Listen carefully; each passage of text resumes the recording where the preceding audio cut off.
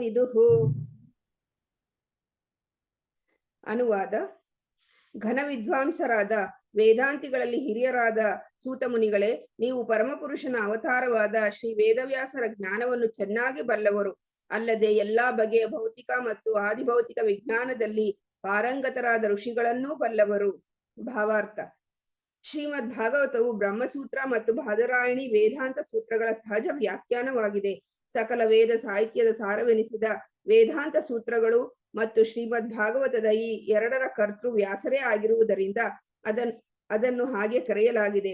ಶ್ರೀ ವೇದವ್ಯಾಸರ ಅಲ್ಲದೆ ಷಡ್ದರ್ಶನಗಳ ಕರ್ತೃಗಳಾದ ಗೌತಮ, ಕಣಾದ, ಕಪಿಲ, ಪತಂಜಲಿ, ಜೈಮಿನಿ ಮತ್ತು ಅಷ್ಟಾವಕ್ರ ಎಂಬ ಬೇರೆ ಬೇರೆ ಮುನಿಗಳು ಇದ್ದಾರೆ. ವೇದಾಂತ ಸೂತ್ರದಲ್ಲಿ ದೇವಾಸಿಕ್ಯವಾದ ವಾದವನ್ನು ಸಂಪೂರ್ಣವಾಗಿ ವಿವರಿಸಲಾಗಿದೆ. ಆದರೆ ಇತರ ದರ್ಶನಗಳಲ್ಲಿ ಸರ್ವ ಕಾರಣನ ಪ್ರಸ್ತಾಪವೇ ಇಲ್ಲ. ಸಕಲ ದರ್ಶನ ಪದ್ಧತಿಗಳ ಸಂಪೂರ್ಣ ಜ್ಞಾನ ಪಡೆದ ಮೇಲೆ ವ್ಯಾಸಾಸನದ ಮೇಲೆ ಕುಳಿತುಕೊಳ್ಳಬೇಕು. ಅಂತಹವರಿಂದ ಮಾತ್ರವೇ ಉಳಿದೆಲ್ಲ ದರ್ಶನಗಳನ್ನು ನಿರಾಕರಿಸಿ ಶ್ರೀಮದ್ ಭಾಗವತದಲ್ಲಿ ನಿರೂಪಿಸಲಾಗಿರುವ ದೇವಾಸಿಕ್ಯವಾದ ವಿಚಾರವನ್ನು ಎತ್ತಿಡಿಯುವುದು ಸಾಧ್ಯ. ಶ್ರೀಲ ಸೂತ ಮುನಿಗಳು ಇಂತಹ ಯೋಗ್ಯ ಬೋಧಕರಾಗಿದ್ದರು ಎಂದೇ ನೈಮಿಷಾರಣ್ಯದ ಋಷಿಗಳು ಅವರನ್ನು ವ್ಯಾಸಾಸನದ ಮೇಲೆ ಕುಳ್ಳಿರಿಸಿದರು. ಇಲ್ಲಿ ವೇದವ್ಯಾಸರನ್ನು ದೇವೋತ್ತಮ ಪರಮಪುರುಷನೆಂದು ನಿರ್ದೇಶಿಸಲಾಗಿದೆ, ಏಕೆಂದರೆ ಅವರು ಅಧಿಕೃತವಾಗಿ ಶಕ್ತಿದತ್ತವಾದ ಅವತಾರ ಪುರುಷರು. ಹರೇ ಕೃಷ್ಣ.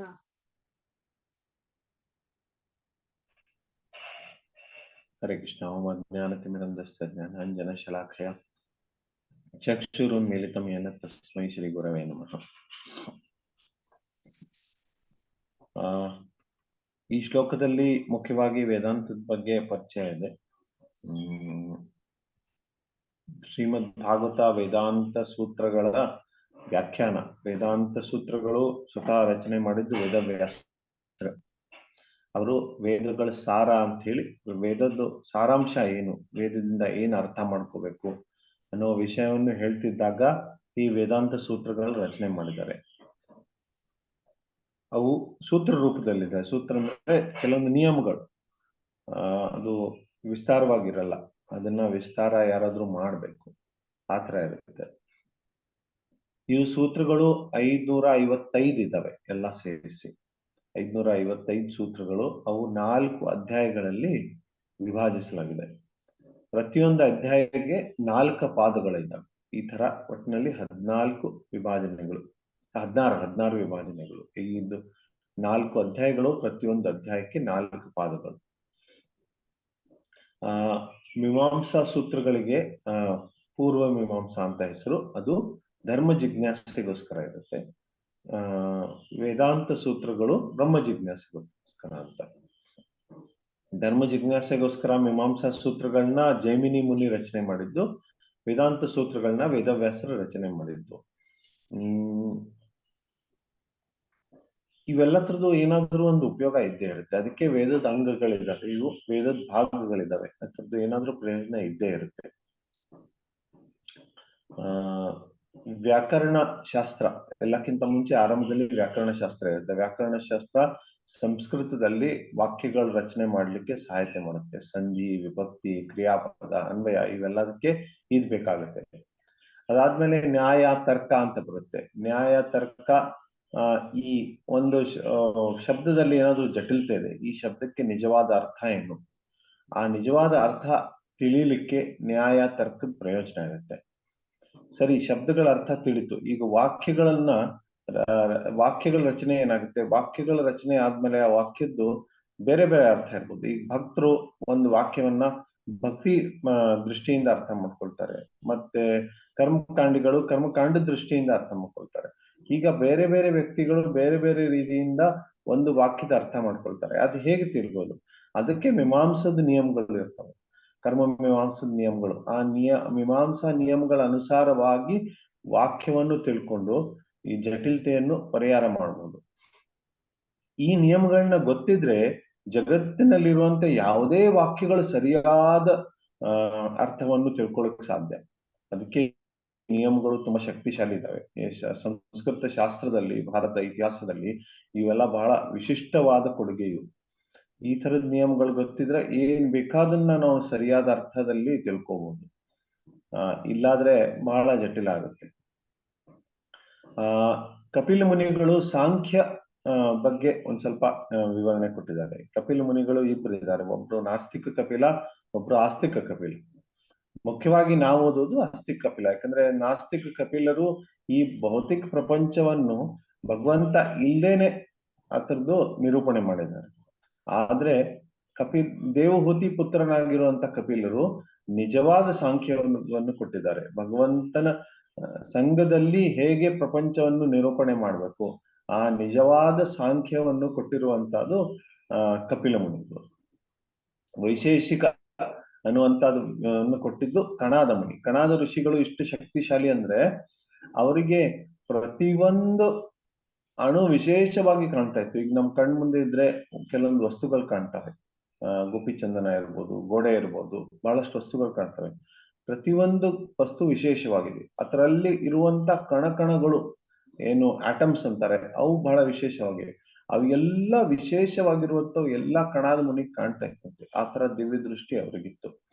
ಅದಕ್ಕೆ ಅವರು ಈ ವೈಶೇಷಿಕ ಅನ್ನೋ ಒಂದು ದರ್ಶನವನ್ನು ಅವ್ರು ಇಟ್ಟಿದ್ರು. ಇವತ್ತು ಇನ್ನೊಂದು ನ್ಯಾಯ ಅಂತ, ನ್ಯಾಯವನ್ನು ಗೌತಮ ಮುನಿ ಕೊಟ್ಟಿದ್ರು. ಗೌತಮ ಮುನಿ ನ್ಯಾಯ ಅಂತ ಕೊಟ್ಟಿದ್ರು. ನ್ಯಾಯ ಅಂದ್ರೆ ಇದು ಕೋರ್ಟು ಕಾನೂನು ಅಲ್ಲ, ಇದೊಂದು ಬಹಳ ತಪ್ಪು ಕಲ್ಪನೆ ಇದೆ. ನ್ಯಾಯ ಶಾಸ್ತ್ರ ಅಂದ್ರೆ ತರ್ಕಶಾಸ್ತ್ರ. ತರ್ಕಶಾಸ್ತ್ರ ಅಂದ್ರೆ ವೇದಾಂತಕ್ಕೆ ಸಹಾಯತೆ ಕೊಡುವಂತ ಶಾಸ್ತ್ರ. ಆ ತರ್ಕ ಏನಿದೆ ಅದಕ್ಕೆ ನ್ಯಾಯ ಅಂತಂತಾರೆ. ಅದು ಗೌತಮ ಮುನಿ ಕೊಟ್ಟಿದ್ದು. ಇವತ್ತು ನವ್ಯ ನ್ಯಾಯ ಅಂತ ಪ್ರಯೋಗ ಮಾಡ್ತಾರೆ. ನವ್ಯ ನ್ಯಾಯ ಅಂದ್ರೆ ವೈಶೇಷಿಕ ಮತ್ತು ನ್ಯಾಯ ಎರಡು ಸೇರಿಸಿ ಮಾಡ್ತಾರೆ. ಇವು ಅತಿ ಅವಶ್ಯಕವಾಗಿವೆ. ಇವು ಇಲ್ಲ ಅಂದ್ರೆ ವೇದಾಂತ ಶಾಸ್ತ್ರವನ್ನು ತಿಳಿಯೋದು ಬಹಳ ಕಷ್ಟ. ಯೋಗ, ಪತಂಜಲಿ ಮುನಿ ಕೊಟ್ಟಿರುವಂತ ಯೋಗ, ಈ ಯೋಗದಿಂದ ನಮ್ಮ ಶರೀರ ಆತ್ಮ ಎರಡರಲ್ಲಿ ಅಂತರ ಗೊತ್ತಾಗ್ಲಿಕ್ಕೆ ಬಹಳ ಸಹಾಯಕ, ಮತ್ತೆ ಪರಮಾತ್ಮನನ್ನು ಹುಡುಕ್ಲಿಕ್ಕೆ ಇದು ಬಹಳ ಅನುಕೂಲವಾಗಿತ್ತು. ಅದು ಯೋಗ ವ್ಯವಸ್ಥೆ ಏನಿದೆ ಪತಂಜಲಿ ಮುನಿ ಕೊಟ್ಟಿದ್ದು. ಆದ್ರೆ ಈ ಯೋಗ ಕಲಿಯುಗದಲ್ಲಿ ಕಷ್ಟ. ಅರ್ಜುನ್ ಕೂಡ ಇದು ಮಾಡೋದು ಕಷ್ಟ ಅನಿಸ್ತು. ಹೇಗೆ ಮಾಡೋದಪ್ಪ ಇದು ಅಂತ ಅನಿಸ್ತು. ಈ ತರ ಇವು ಷಡ್ ದರ್ಶನಗಳಿದಾವೆ. ಅದಕ್ಕೆ ಪ್ರತಿಯೊಂದಕ್ಕೆ ಒಬ್ಬೊಬ್ರು ಲೇಖಕರಿದ್ದಾರೆ. ನ್ಯಾಯ, ಮೀಮಾಂಸಾ, ನ್ಯಾಯ, ವ್ಯಾಕರಣ ಶಾಸ್ತ್ರ, ಸಾಂಖ್ಯ, ಆಮೇಲೆ ಅದಾದ್ಮೇಲೆ ಯೋಗ, ವೇದಾಂತ, ಈ ತರ 6 ದರ್ಶನಗಳು ಇದಾವೆ. ಪ್ರತಿಯೊಬ್ಬರಿಗೆ ಒಂದೊಂದು ಲೇಖಕರು ಅವ್ರ ಬಗ್ಗೆ ಪ್ರಭುಪಾದರು ಇಲ್ಲಿ ವಿವರಣೆ ಕೊಟ್ಟಿದ್ದಾರೆ. ಅಷ್ಟಾವಕ್ರ ಮುನಿಗಳು ವೇದಾಂತ ಶಾಸ್ತ್ರಕ್ಕೆ ಅಧಿಪತಿಗಳು. ಈ ತರ ಇದಿದೆ. ಈಗ ಈ ವೇದಾಂತ ಸೂತ್ರಗಳನ್ನ ವೇದವ್ಯಾಸರು ಸ್ವತಃ ಬರೆದಿದ್ದಾರೆ ಅಂತ ನಾವು ಚರ್ಚೆ ಮಾಡಿದ್ವಿ. ವೇದವ್ಯಾಸರು ಅದನ್ನು ಬರೆದಾದ್ಮೇಲೆ ಅದನ್ನ ಅರ್ಥ ಮಾಡ್ಕೊಳ್ಳಿಕ್ಕೆ ಸಾಮಾನ್ಯ ಜನರಿಗೆ ಕಷ್ಟ ಆಗುತ್ತೆ ಅಂತ ಅದಕ್ಕೆ ವ್ಯಾಖ್ಯಾನವನ್ನು ನೀಡಿದರು. ಆ ವ್ಯಾಖ್ಯಾನಕ್ಕೆ ಶ್ರೀಮದ್ ಭಾಗವತ ಅಂತ ಹೆಸರು. ಶ್ರೀಮದ್ ಭಾಗವತೆ ಮಹಾಮುನಿ ಕೃತೆ ಕಿಂವಾ ಪರಾಯದೀಶ್ವರ. ಇದಕ್ಕಿಂತ ದೊಡ್ಡದು ಏನ್ ಆಗ್ಲಿಕ್ಕೆ ಸಾಧ್ಯ? ಯಾಕಂದ್ರೆ ಸ್ವತಃ ಅದರ ವ್ಯಾಖ್ಯಾನಕರ್ತರು ಶ್ರೀಮದ್ ಭಾಗವತ ರೂಪದಲ್ಲಿ ವೇದವ್ಯಾಸರೇ ಇದ್ದಾರೆ ಅಂತ. ಅದಕ್ಕೆ ಪ್ರಾಕೃತಿಕ ವ್ಯಾಖ್ಯಾನ ಅಂತಂತಾರೆ, ನ್ಯಾಚುರಲ್ ಕಾಮೆಂಟ್ರಿ. ಪ್ರಾಕೃತಿಕ ವ್ಯಾಖ್ಯಾನ ಯಾಕಂದ್ರೆ ಯಾವ ಲೇಖಕರು ಈ ಸೂತ್ರಗಳನ್ನ ಬರೆದಿದ್ದಾರೆ ಆ ಲೇಖಕರು ಅದರ ವಿವರಣೆ ಕೂಡ ಕೊಟ್ಟಿದ್ದಾರೆ ಭಾಗವತದ ರೂಪದಲ್ಲಿ. ಆದ್ರೆ ಕಾಲಕ್ರಮೇಣ, ಯಾಕಂದ್ರೆ ಶ್ರೀಮದ್ ಭಾಗವತ ಪೂರ್ತಿ ಸ್ಪಷ್ಟವಾಗಿ ದೇವೋತ್ತಮ ಪುರಂ ಪುರುಷನ ಪ್ರತಿಪಾದನೆ ಮಾಡ್ತಾ ಇದೆ. ಅದರಲ್ಲಿ ಏನ್ ಜಟಿಲತೆ ಇಲ್ಲ ನೋಡಿ. ಕೃಷ್ಣನೇ ಭಗವಂತ ಯಾವ ತರ ಲೀಲೆಗಳನ್ನ ಮಾಡಿದ್ದಾನೆ ವೃಂದಾವನದಲ್ಲಿ, ಅದನ್ನ ತುಂಬಾ ಸ್ಪಷ್ಟವಾಗಿ ಶ್ರೀಮದ್ ಭಾಗವತ್ ಪುರಾಣ ಹೇಳ್ತಾ ಇದೆ. ಅಂದ್ರೆ ದೇವ್ರು ಯಾರಿದ್ದಾರೆ ಅದ್ರ ವಿಷಯದಲ್ಲಿ ಬಹಳ ಕನ್ಫ್ಯೂಷನ್ ಇರ್ಬೋದು. ಒಬ್ರು ಹೇಳ್ತಾರೆ ಒಂದು ಬೆಳಕಿದೆ, ಅಥವಾ ಒಂದು ಹೇಳ್ತಾರೆ ನಿರಾಕಾರ ಇದೆ, ಅದನ್ನ ಶಬ್ದಗಳಿಂದ ತಿಳ್ಕೊಳಕ್ ಸಾಧ್ಯ ಇಲ್ಲ, ಅಥವಾ ನಮ್ಮ ಬುದ್ಧಿಯಿಂದ ತಿಳ್ಕೊಳಕ್ ಸಾಧ್ಯ ಇಲ್ಲ, ಮಾತುಗಳಿಂದ ತಿಳ್ಕೊಳಕ್ ಸಾಧ್ಯ ಇಲ್ಲ. ಈ ತರ ಮಾತುಗಳೆಲ್ಲ ಉಪನಿಷತ್ಗಳಲ್ಲಿ ಬರ್ತವೆ. ಇದೆಲ್ಲ ನಿಜ.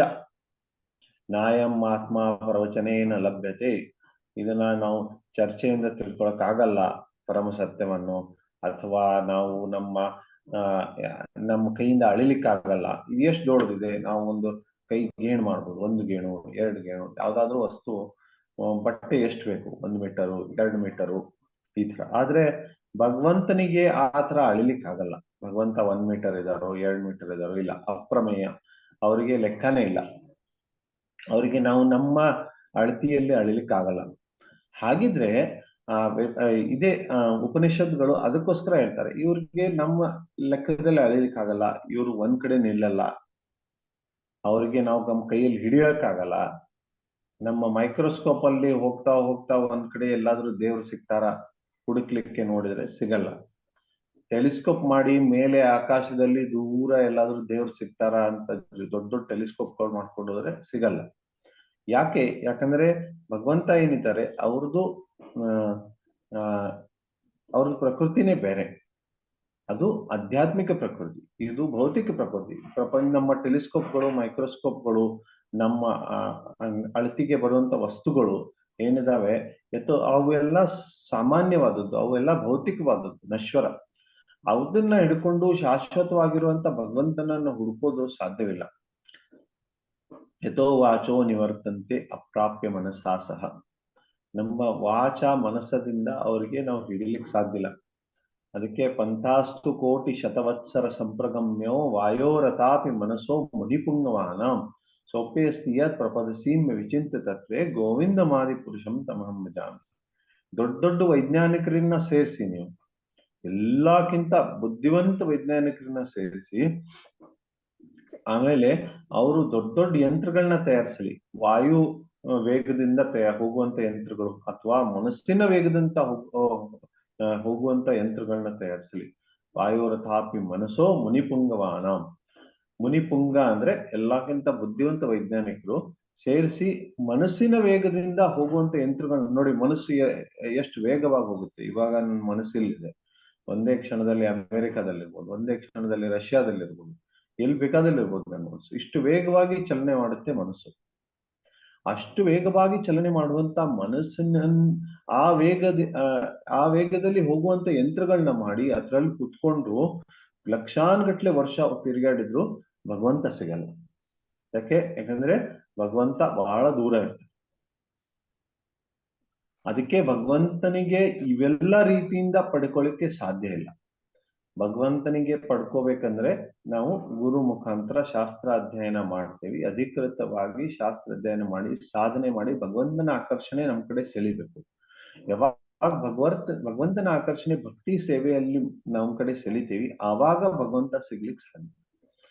ಅದಕ್ಕೆ ಇದನ್ನೆಲ್ಲ ತುಂಬಾ ಸ್ಪಷ್ಟವಾಗಿ ಭಾಗವತ್ ಪುರಾಣದಲ್ಲಿ ಹೇಳಿದ್ದಾರೆ.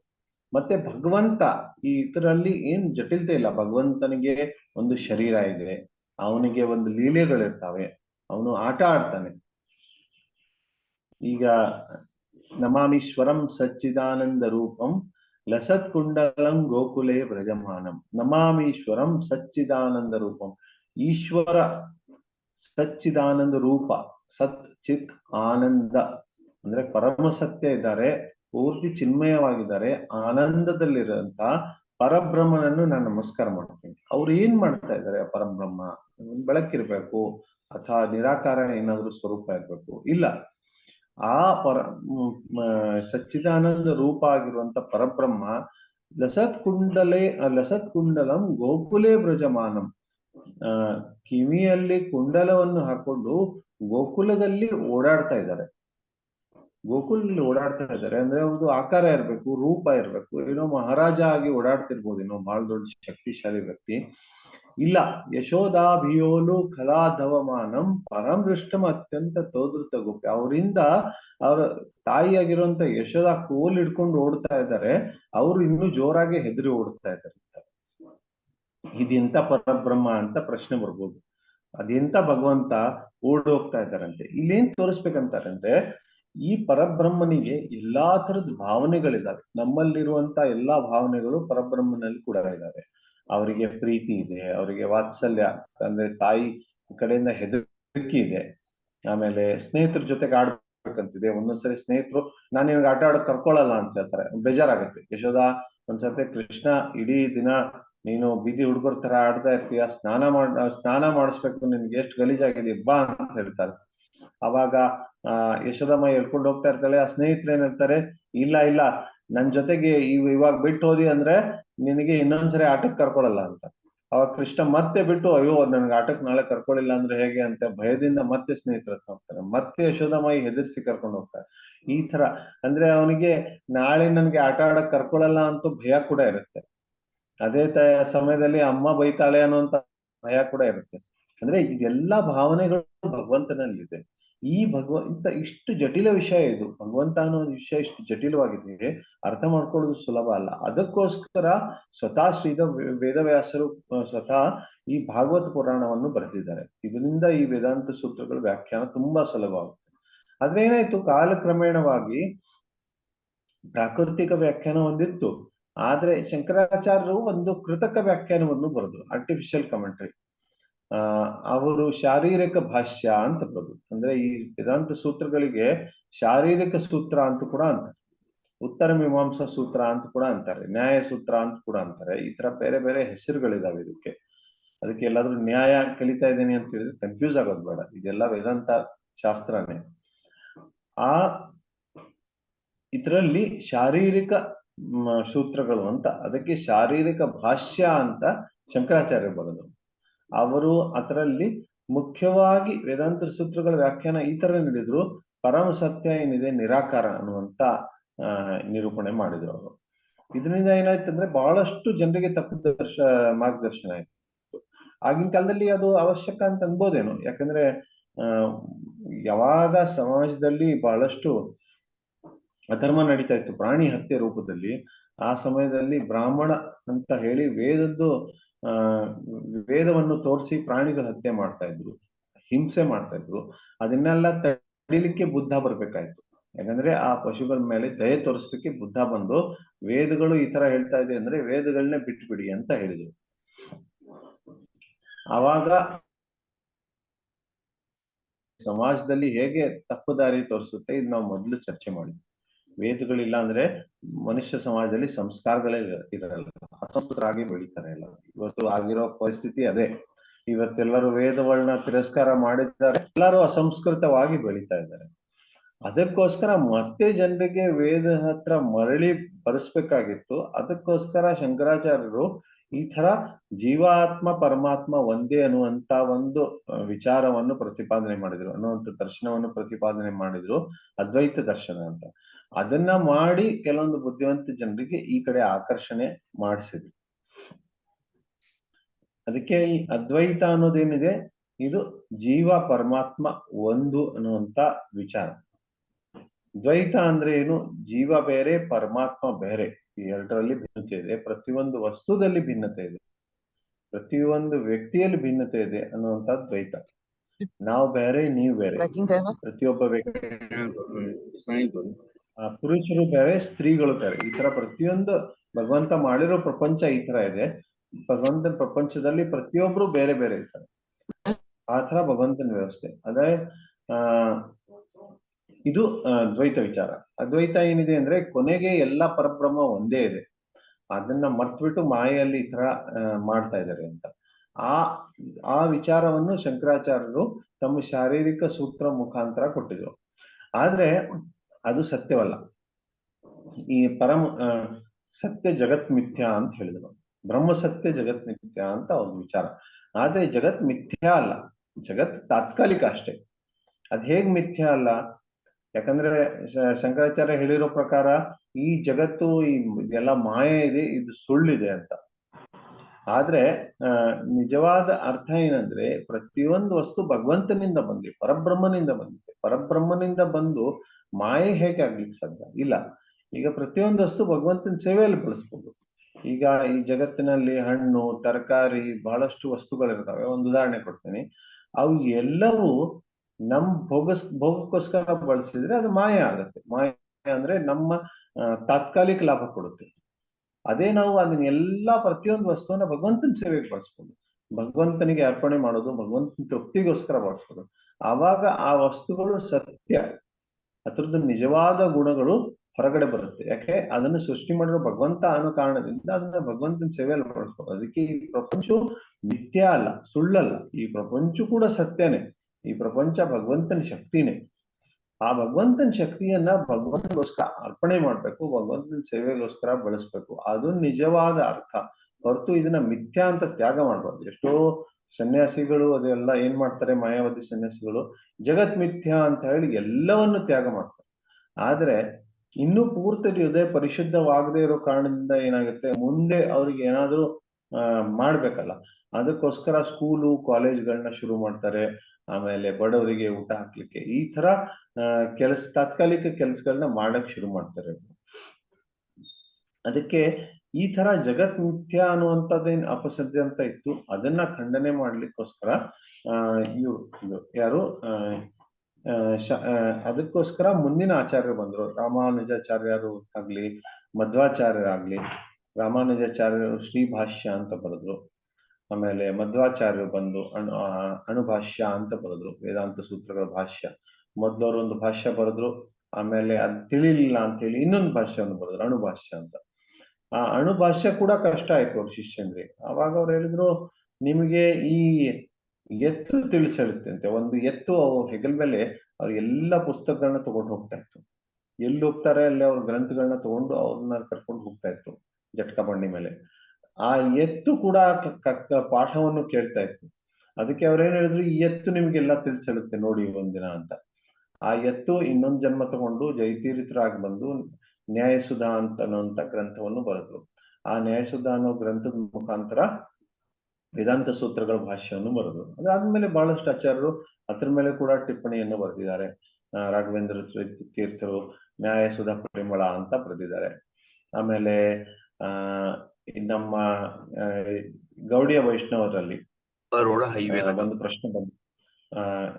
ಗೌಡಿಯ ವೈಷ್ಣವರಲ್ಲಿ ಒಂದು ಪ್ರಶ್ನೆ ಬಂದಿತ್ತು, ನಿಮ್ಮ ಸಂಪ್ರದಾಯದಲ್ಲಿ ವೇದಾಂತ ಸೂತ್ರಗಳಿಗೆ ವ್ಯಾಖ್ಯಾನ ಇಲ್ಲಲ್ವೇ ಅಂತ.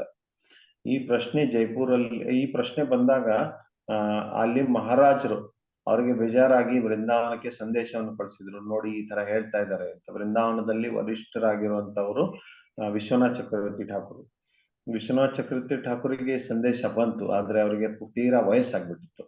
ತೀರಾ ವಯಸ್ಸಾಗಿರೋ ಕಾರಣದಿಂದ ಅವ್ರ ಶಿಷ್ಯನಾಗಿರುವಂತ ಬಲದೇವ್ ವಿದ್ಯಾಭೂಷಣಿಗೆ ಕಳ್ಸಿದ್ರು. ಅವ್ರಿಗೆ ಬಲದೇವ್ ಅಂತ ಹೆಸರು. ಅವ್ರಿಗೆ ಹೇಳಿದ್ರು ಏನಂತೆ, ನೋಡಪ್ಪ ಇದು ಈ ತರ ಪ್ರಶ್ನೆ ಬರ್ತಾ ಇದೆ ನೋಡು ಅಂತ. ಅವಾಗ ಅವರು ಅಲ್ಲಿ ಹೋಗ್ತಾರೆ, ಜೈಪುರ್ಗೆ ಹೋಗ್ತಾರೆ. ಅಲ್ಲಿ ರಾಮಾನಂದಿ ಸಂಪ್ರದಾಯದವರು ಯಾರು ಪ್ರಶ್ನೆ ಕೇಳಿದ್ರು ಅವ್ರಿಗೆ ಕೇಳ್ತಾರೆ. ಅವ್ರು ಹೇಳ್ತಾರೆ, ಈ ತರ ಇಲ್ಲ, ನಿಮ್ಮ ಸಂಪ್ರದಾಯ ಅಧಿಕೃತವಾಗಿದೆ, ವಿಗ್ರಹ ಸೇವೆ ಮಾಡ್ಬೇಕು, ಇದೆಲ್ಲ ಮಾಡ್ಬೇಕಂದ್ರೆ ನಿಮ್ಗೂ ಕೂಡ ವೇದಾಂತ ಸೂತ್ರದ ವ್ಯಾಖ್ಯಾನ ಇರ್ಬೇಕು ಅಂತ. ನೋಡಿ ಪ್ರಭಾವ ಯಾವ ತರ ಬೀರಿದೆ ಅಂದ್ರೆ, ಭಾಗವತ್ ಪುರಾಣ ಎಲ್ಲಾ ವೇದಾಂತ ಸೂತ್ರಗಳಿಗೆ ವ್ಯಾಖ್ಯಾನ ಇದ್ದೇ ಇರುತ್ತೆ. ಅದಕ್ಕೆ ಭಾಗವತ್ ಪುರಾಣವನ್ನು ತಿಳ್ಕೊಂಡ್ರೆ ಸಾಕು. ಆದ್ರೆ ಈ ಶಾರೀರಿಕ ಭಾಷೆದು ಇಷ್ಟು ಕೆಟ್ಟ ಪ್ರಭಾವ ಬೀರಿತ್ತು, ಅದನ್ನ ನಿರಾಸ ಮಾಡ್ಲಿಕ್ಕೆ ಎಲ್ಲಾ ಆಚಾರ್ಯಗಳು ವ್ಯಾಖ್ಯಾನ ಬರೀಲೇಬೇಕಾಯ್ತು. ಅದಕ್ಕೆ ಗೌಡಿಯ ವೈಷ್ಣವತ್ವದಲ್ಲಿಯೂ ಕೂಡ ಶಾರೀರಿಕ ಭಾಷ್ಯವನ್ನು ನಿರಾಸ ಮಾಡ್ಲಿಕ್ಕೆ ವ್ಯಾಖ್ಯಾನ ಬರಿಬೇಕಾಯ್ತು. ಬಲದೇವ್ ವಿದ್ಯಾಭೂಷಣ್ಗಳು ಇಷ್ಟು ಶಕ್ತಿಶಾಲಿ ವ್ಯಕ್ತಿ, ಅವ್ರು ಮನಸ್ಸು ಮಾಡಿದ್ರೆ ಅದನ್ನ ಸಿದ್ಧಪಡಿಸ್ಬೋದಾಗಿತ್ತು. ಏನಂತೆ, ಭಾಗವತ ಒಂದೇ ಇದೆ ಸಾಕು, ಮತ್ತೆ ಇನ್ನೊಂದು ವ್ಯಾಖ್ಯಾನ ಯಾಕೆ ಬೇಕು ಅಂತ. ಇಲ್ಲ, ಇದ್ರದೊಂದು ಉದ್ದೇಶ ಇದೆ. ಈ ಎಲ್ಲರಿಗೆ ಈ ತರದ ವ್ಯಾಖ್ಯಾನವನ್ನು ತಿಳ್ಕೊಂಡು ಶಾರೀರಿಕ ಭಾಷ್ಯವನ್ನು ನಿರಾಸ ಮಾಡಬೇಕು ಅನ್ನೋ ಕಾರಣಕ್ಕೋಸ್ಕರ ಇದನ್ನ ಅವರು ಒಂದು ಸಂಕಲ್ಪ ಮಾಡಿದ್ರು. ಸರಿ, ನಾವು ಒಂದು ವ್ಯಾಖ್ಯಾನವನ್ನು ಬರೀಬೇಕು ಅನ್ನೋ ಒಂದು ಸಂಕಲ್ಪ ಮಾಡಿ ರಾಧಾ ಗೋವಿಂದ ವಿಗ್ರಹಗಳಿದಾವೆ ಅಲ್ಲಿ ಜೈಪುರಲ್ಲಿ. ರಾಧಾ ಗೋವಿಂದ ಅಂತ ಪ್ರಾರ್ಥನೆ ಮಾಡ್ತಾರೆ, ಹೇ ಗೋವಿಂದ ನೀನು ಮಾರ್ಗದರ್ಶನ ಮಾಡು ನಮ್ಗೆ ಏನ್ ಮಾಡ್ಬೇಕು ಅಂತ. ಅದಕ್ಕೆ ಒಂದು ರಾತ್ರಿಯಲ್ಲಿ ಗೋವಿಂದ ಎಲ್ಲ ವ್ಯಾಖ್ಯಾನವನ್ನು ಹೇಳಿದ್ರು. ಅದನ್ನ ಇವ್ರು ಬರೆದ್ರು, ವಿದ್ಯಾಭೂಷಣ್ ಅವರು ಬರೆದ್ರು ಅದನ್ನ. ಒಂದು ರಾತ್ರಿಯಲ್ಲಿ ಎಲ್ಲಾ ವೇದಾಂತ ಸೂತ್ರಗಳನ್ನ ವ್ಯಾಖ್ಯಾನವನ್ನು ಗೋವಿಂದ ಹೇಳಿದ್ರು, ಇವ್ರು ಬರೆದ್ರು. ಮರ್ದಿನ ಸಭೆಯಲ್ಲಿ ಎಲ್ಲರ ಮುಂದೆ ಅವರು ಅದನ್ನ ಸಿದ್ಧಪಡಿಸಿದ್ರು, ಏನಂತೆ ಇದು ಅಧಿಕೃತ ವ್ಯಾಖ್ಯಾನ ಇದೆ ಅಂತ. ನೋಡಿ, ಒಂದ್ ರಾತ್ರಿಯಲ್ಲಿ ಬರೆದ್ರು. ಗೋವಿಂದ ಏನೋ ಹೇಳಿದ್ರು, ಭಗವಂತ ಇದ್ದಾರು, ದೇವೋತ್ತಮ ಪರಮ ಪುರುಷ, ಅವ್ರು ಹೇಳೋದೇನು ಕಷ್ಟ ಇಲ್ಲ. ಆದ್ರೆ ಇವರಲ್ಲಿ ಎಷ್ಟು ಶಕ್ತಿ ಇತ್ತಂದ್ರೆ, ಒಂದ್ ರಾತ್ರಿಯಲ್ಲಿ ಅದನ್ನ ಬರೆದು ಅದನ್ನ ಅರ್ಥ ಮಾಡ್ಕೊಂಡು 10 ಜನರ ಮುಂದೆ ನಮ್ದು ನಿಜವಾದ ವ್ಯಾಖ್ಯಾನ ಅಂತ ಸಿದ್ಧಪಡಿಸಿದ್ರು. ಆ ಸಿದ್ಧಪಡಿಸಿ ಆ ಸಭೆಯಲ್ಲಿ ಅವರಿಗೆ ವಿದ್ಯಾಭೂಷಣ ಅನ್ನುವಂತ ಒಂದು ಪದವಿ ಸಿಕ್ತು. ಅದಕ್ಕೆ ಇಂಥ ಶಕ್ತಿಶಾಲಿಯಾಗಿರುವಂತ ವ್ಯಕ್ತಿ ಭಾಗವತ ಪುರಾಣ ಒಂದೇ ವ್ಯಾಖ್ಯಾನ ಸಾಕು, ಬೇರೆ ವ್ಯಾಖ್ಯಾನದ ಅವಶ್ಯಕತೆ ಇಲ್ಲ ಅಂತ ಹೇಳ್ಬೋದಾಗಿತ್ತು. ಅವರೆಲ್ಲ ಶಕ್ತಿ ಇದ್ದಿದ್ದಿಲ್ವೇ? ಇಲ್ಲ, ಖಂಡಿತ ಇತ್ತು. ಆದ್ರೆ ಇಲ್ಲ, ಈ ಶಾರೀರಿಕ ಭಾಷ್ಯದ ಪರಿಣಾಮಗಳೇನಾಗಿದೆ ಅದನ್ನ ನಿರಾಸ ಮಾಡ್ಲಿಕ್ಕೆ ಅವ್ರಿಗೆ ಇನ್ನೊಂದು ವ್ಯಾಖ್ಯಾನ ಬರಿಬೇಕಾಯ್ತು. ನಮ್ಮ ಸಂಪ್ರದಾಯದಲ್ಲಿ ವ್ಯಾಖ್ಯಾನ ಇದೆ ಅಂತ ಹೇಳ್ಬೇಕಾಯ್ತು. ಯಾಕೆ ಹೇಳ್ತಾ ಇದ್ದೀನಿ ಇದನ್ನ? ಇವತ್ತಿನ ಕಾಲದಲ್ಲಿ ವೇದಾಂತ ಅಧ್ಯಯನ ಮಾಡೋದು ಅತಿ ಅವಶ್ಯಕವಾಗಿದೆ. ಪೂರ್ವರ್ತಿ ಆಚಾರ್ಯರು ವೇದಾಂತವನ್ನು ಯಾವ ತರ ಅಧ್ಯಯನ ಮಾಡಿದ್ರು ಆ ತರ ಅಧ್ಯಯನ ಮಾಡೋದು ಅತಿ ಅವಶ್ಯಕವಾಗಿದೆ. ಅದಕ್ಕೋಸ್ಕರ ಎಲ್ಲರೂ ಶ್ರಮ ಪಡ್ಬೇಕು. ಹೇಗೆ ಮೊದಲು ನಾವು ಚರ್ಚೆ ಮಾಡಿದ್ವಿ, ಗೌಡಿಯ ವೈಷ್ಣವರು ಕೂಡ ವೇದ ಅಧ್ಯಯನ ಮಾಡಬೇಕು ಅಂತ. ಇವತ್ತು ನಾವು ಚರ್ಚೆ ಮಾಡಿದ್ವಿ, ಗೌಡಿಯ ವೈಷ್ಣವರು ಕೂಡ ವೇದಾಂತ ಅಧ್ಯಯನ ಮಾಡ್ಲೇಬೇಕು. ಆ ವೇದಾಂತ ಅಧ್ಯಯನಕ್ಕೆ ಒಂದು ಕ್ರಮ ಇದೆ. ನಾವು ಮೊದಲು ಚರ್ಚೆ ಮಾಡಿದ್ವಿ. ಎಲ್ಲಕ್ಕಿಂತ ಮುಂಚೆ ಸಂಸ್ಕೃತವನ್ನು ಅರ್ಥ ಮಾಡ್ಕೋಬೇಕು. ರಾಮ ರಾಮೋ ರಾಮ, ರಾಮಂ ರಾಮೋ ರಾಮನ್, ಈ ತರ ವಿಭಕ್ತಿಗಳನ್ನ ಕಂಠಪಾಠ ಮಾಡ್ತಾರೆ. ವಿಭಕ್ತಿಗಳನ್ನ ಕಂಠಪಾಠ ಮಾಡಿ ಅವರು ಸಂಧಿಗಳ ನಿಯಮಗಳನ್ನ ತಿಳ್ಕೊಳ್ತಾರೆ. ಈ ತರ ಸಂಧಿಗಳು, ಪದಗಳು, ನಿಯಮ ತಿಳಿದ್ಮೇಲೆ ಅದರ ಮುಖಾಂತರ ಕಾವ್ಯ ಅಂತ ಇರುತ್ತೆ. ಕಾವ್ಯ ಅಂದ್ರೆ ಏನು? ಒಂದೊಂದು ಸಣ್ಣ ಸಣ್ಣ ಕಾವ್ಯಗಳನ್ನ ತಗೊಳ್ತಾರೆ. ರಘುವಂಶ ಆಗ್ಲಿ, ಪ್ರಭುಪಾದರಿಗೆ ಕೇಳಿದ್ರು, ನಮ್ಮ ಶಿಷ್ಯಂದ್ರು, ನಮ್ಮ ಗುರುಕುಲ ಛಾತ್ರರು ರಘುವಂಶ ಅಧ್ಯಯನ ಮಾಡ್ಬೇಕಂತ. ಮಾಡ್ಬೋದು, ಆದ್ರೆ ಅದು ಸ್ವಲ್ಪ ಜಟಿಲ ಇದೆ, ಕಠಿಣ ಇದೆ. ಅದಕ್ಕೆ ನೀವು ವಿಷ್ಣು ಪುರಾಣವನ್ನು ಕಾವ್ಯ ಅನ್ವಯ ತರ ಅಧ್ಯಯನ ಮಾಡಿ ಅಂತ ಹೇಳಿದ್ರು. ಅಂದ್ರೆ ಪ್ರಭುಪಾದರಿಗೆ ಇವೆಲ್ಲ ವಿಷಯಗಳು ಗೊತ್ತಿತ್ತು. ಅದಕ್ಕೆ ಆ ತರ ನಾವು ಒಂದು ಕಾವ್ಯವನ್ನು ಆಯ್ಕೆ ಮಾಡಿ ಪದಛೇದ ಮಾಡಿ ಸಂಧಿ ನಿಯಮಾನುಸಾರವಾಗಿ ಅರ್ಥ ಮಾಡ್ಕೋಬೇಕು ಅದನ್ನ. ಉದಾಹರಣೆ, ಈಗ ಧರ್ಮಕ್ಷೇತ್ರೇ ಕುರುಕ್ಷೇತ್ರೇ ಸಮವೇತಾಯುತ್ಸವ ಮಾಮಕ ಪಾಂಡವಶ್ಚೈವ ಕಿಂ ಅಕೂರ್ವತ ಸಂಜಯ. ಇದರಲ್ಲಿ ಯಾವ್ದು ಕ್ರಿಯಾಪದ ಇದೆ, ಯಾವ ಶಬ್ದದಲ್ಲಿ ಯಾವ ವಿಭಕ್ತಿ ಇದೆ, ಹೇಗೆ ಸಮಾಸ ಮಾಡ್ಕೋಬೇಕು, ಇದನ್ನ ಮಾಡೋದನ್ನ ನಮ್ಮ ಜನರು ಕಲಿಬೇಕು. ಅದಕ್ಕೋಸ್ಕರ ಪ್ರಭುಪಾದರು ಶಬ್ದಶಃ ಶಬ್ದ ಅರ್ಥವನ್ನು ಇಟ್ಟಿದ್ದಾರೆ. ಈಗ ಸಾಮಾನ್ಯವಾಗಿ ಇಂಗ್ಲಿಷ್ ಅಲ್ಲಿ ಕನ್ನಡದಲ್ಲಿ ಅನುವಾದ ಇತ್ತು, ಭಾವಾರ್ಥ ಇತ್ತು. ಇದು ಯಾಕೆ ಪ್ರತಿಯೊಂದು ಪದದ ಅರ್ಥವನ್ನು ಪ್ರಭುಪಾದರು ಇಟ್ಟಿದ್ದಾರೆ ಅರ್ಥ ಆಗ್ತಾ ಇಲ್ಲ. ಅದಕ್ಕೆ ಎಷ್ಟೋ ಜನ ಏನ್ ಮಾಡ್ತಾರೆ, ಅದನ್ನ ಓದ್ಲಿಕ್ಕೆ ಹೋಗಲ್ಲ. ನೇರವಾಗಿ ಶ್ಲೋಕವನ್ನು ಓದಿ ಅನುವಾದ ತಾತ್ಪರ್ಯ ಓದ್ತಾರೆ. ಒಂದೊಂದ್ಸರಿ ಶ್ಲೋಕವನ್ನು ಕೂಡ ಓದಲ್ಲ, ನೇರವಾಗಿ ಅನುವಾದವನ್ನು ಓದ್ತಾರೆ, ತಾತ್ಪರ್ಯವನ್ನು ಕೂಡ ಓದ್ತಾರೆ. ಆತರ ಮಾಡ್ಬಾರ್ದು. ಪ್ರಭುಪಾದರು ಕೊಟ್ಟಿರೋ ಕ್ರಮದಲ್ಲಿ ಓದ್ಬೇಕು. ಮೊದಲು ಶ್ಲೋಕವನ್ನು ಓದ್ಬೇಕು. ಶ್ಲೋಕವನ್ನು ಓದಿದ್ಮೇಲೆ ಶ್ಲೋಕದ ಪ್ರತಿಯೊಂದು ಶಬ್ದ ನಾವು ಬೇರೆ ಮಾಡೋ ಅಭ್ಯಾಸವನ್ನು ಕಲ್ಕೋಬೇಕು. ಆ ಶ್ಲೋಕದಲ್ಲಿ ಸಂಧಿ ವಿಚ್ಛೇದ ಹೇಗೆ ಮಾಡ್ಬೇಕು ಅದು ಅಭ್ಯಾಸ ಮಾಡ್ಕೋಬೇಕು. ಆಮೇಲೆ ಪ್ರತಿಯೊಂದು ಶಬ್ದದ ಏನ ಅರ್ಥ ಇದೆ ಅದನ್ನ ಅರ್ಥವನ್ನು ಓದ್ಬೇಕು.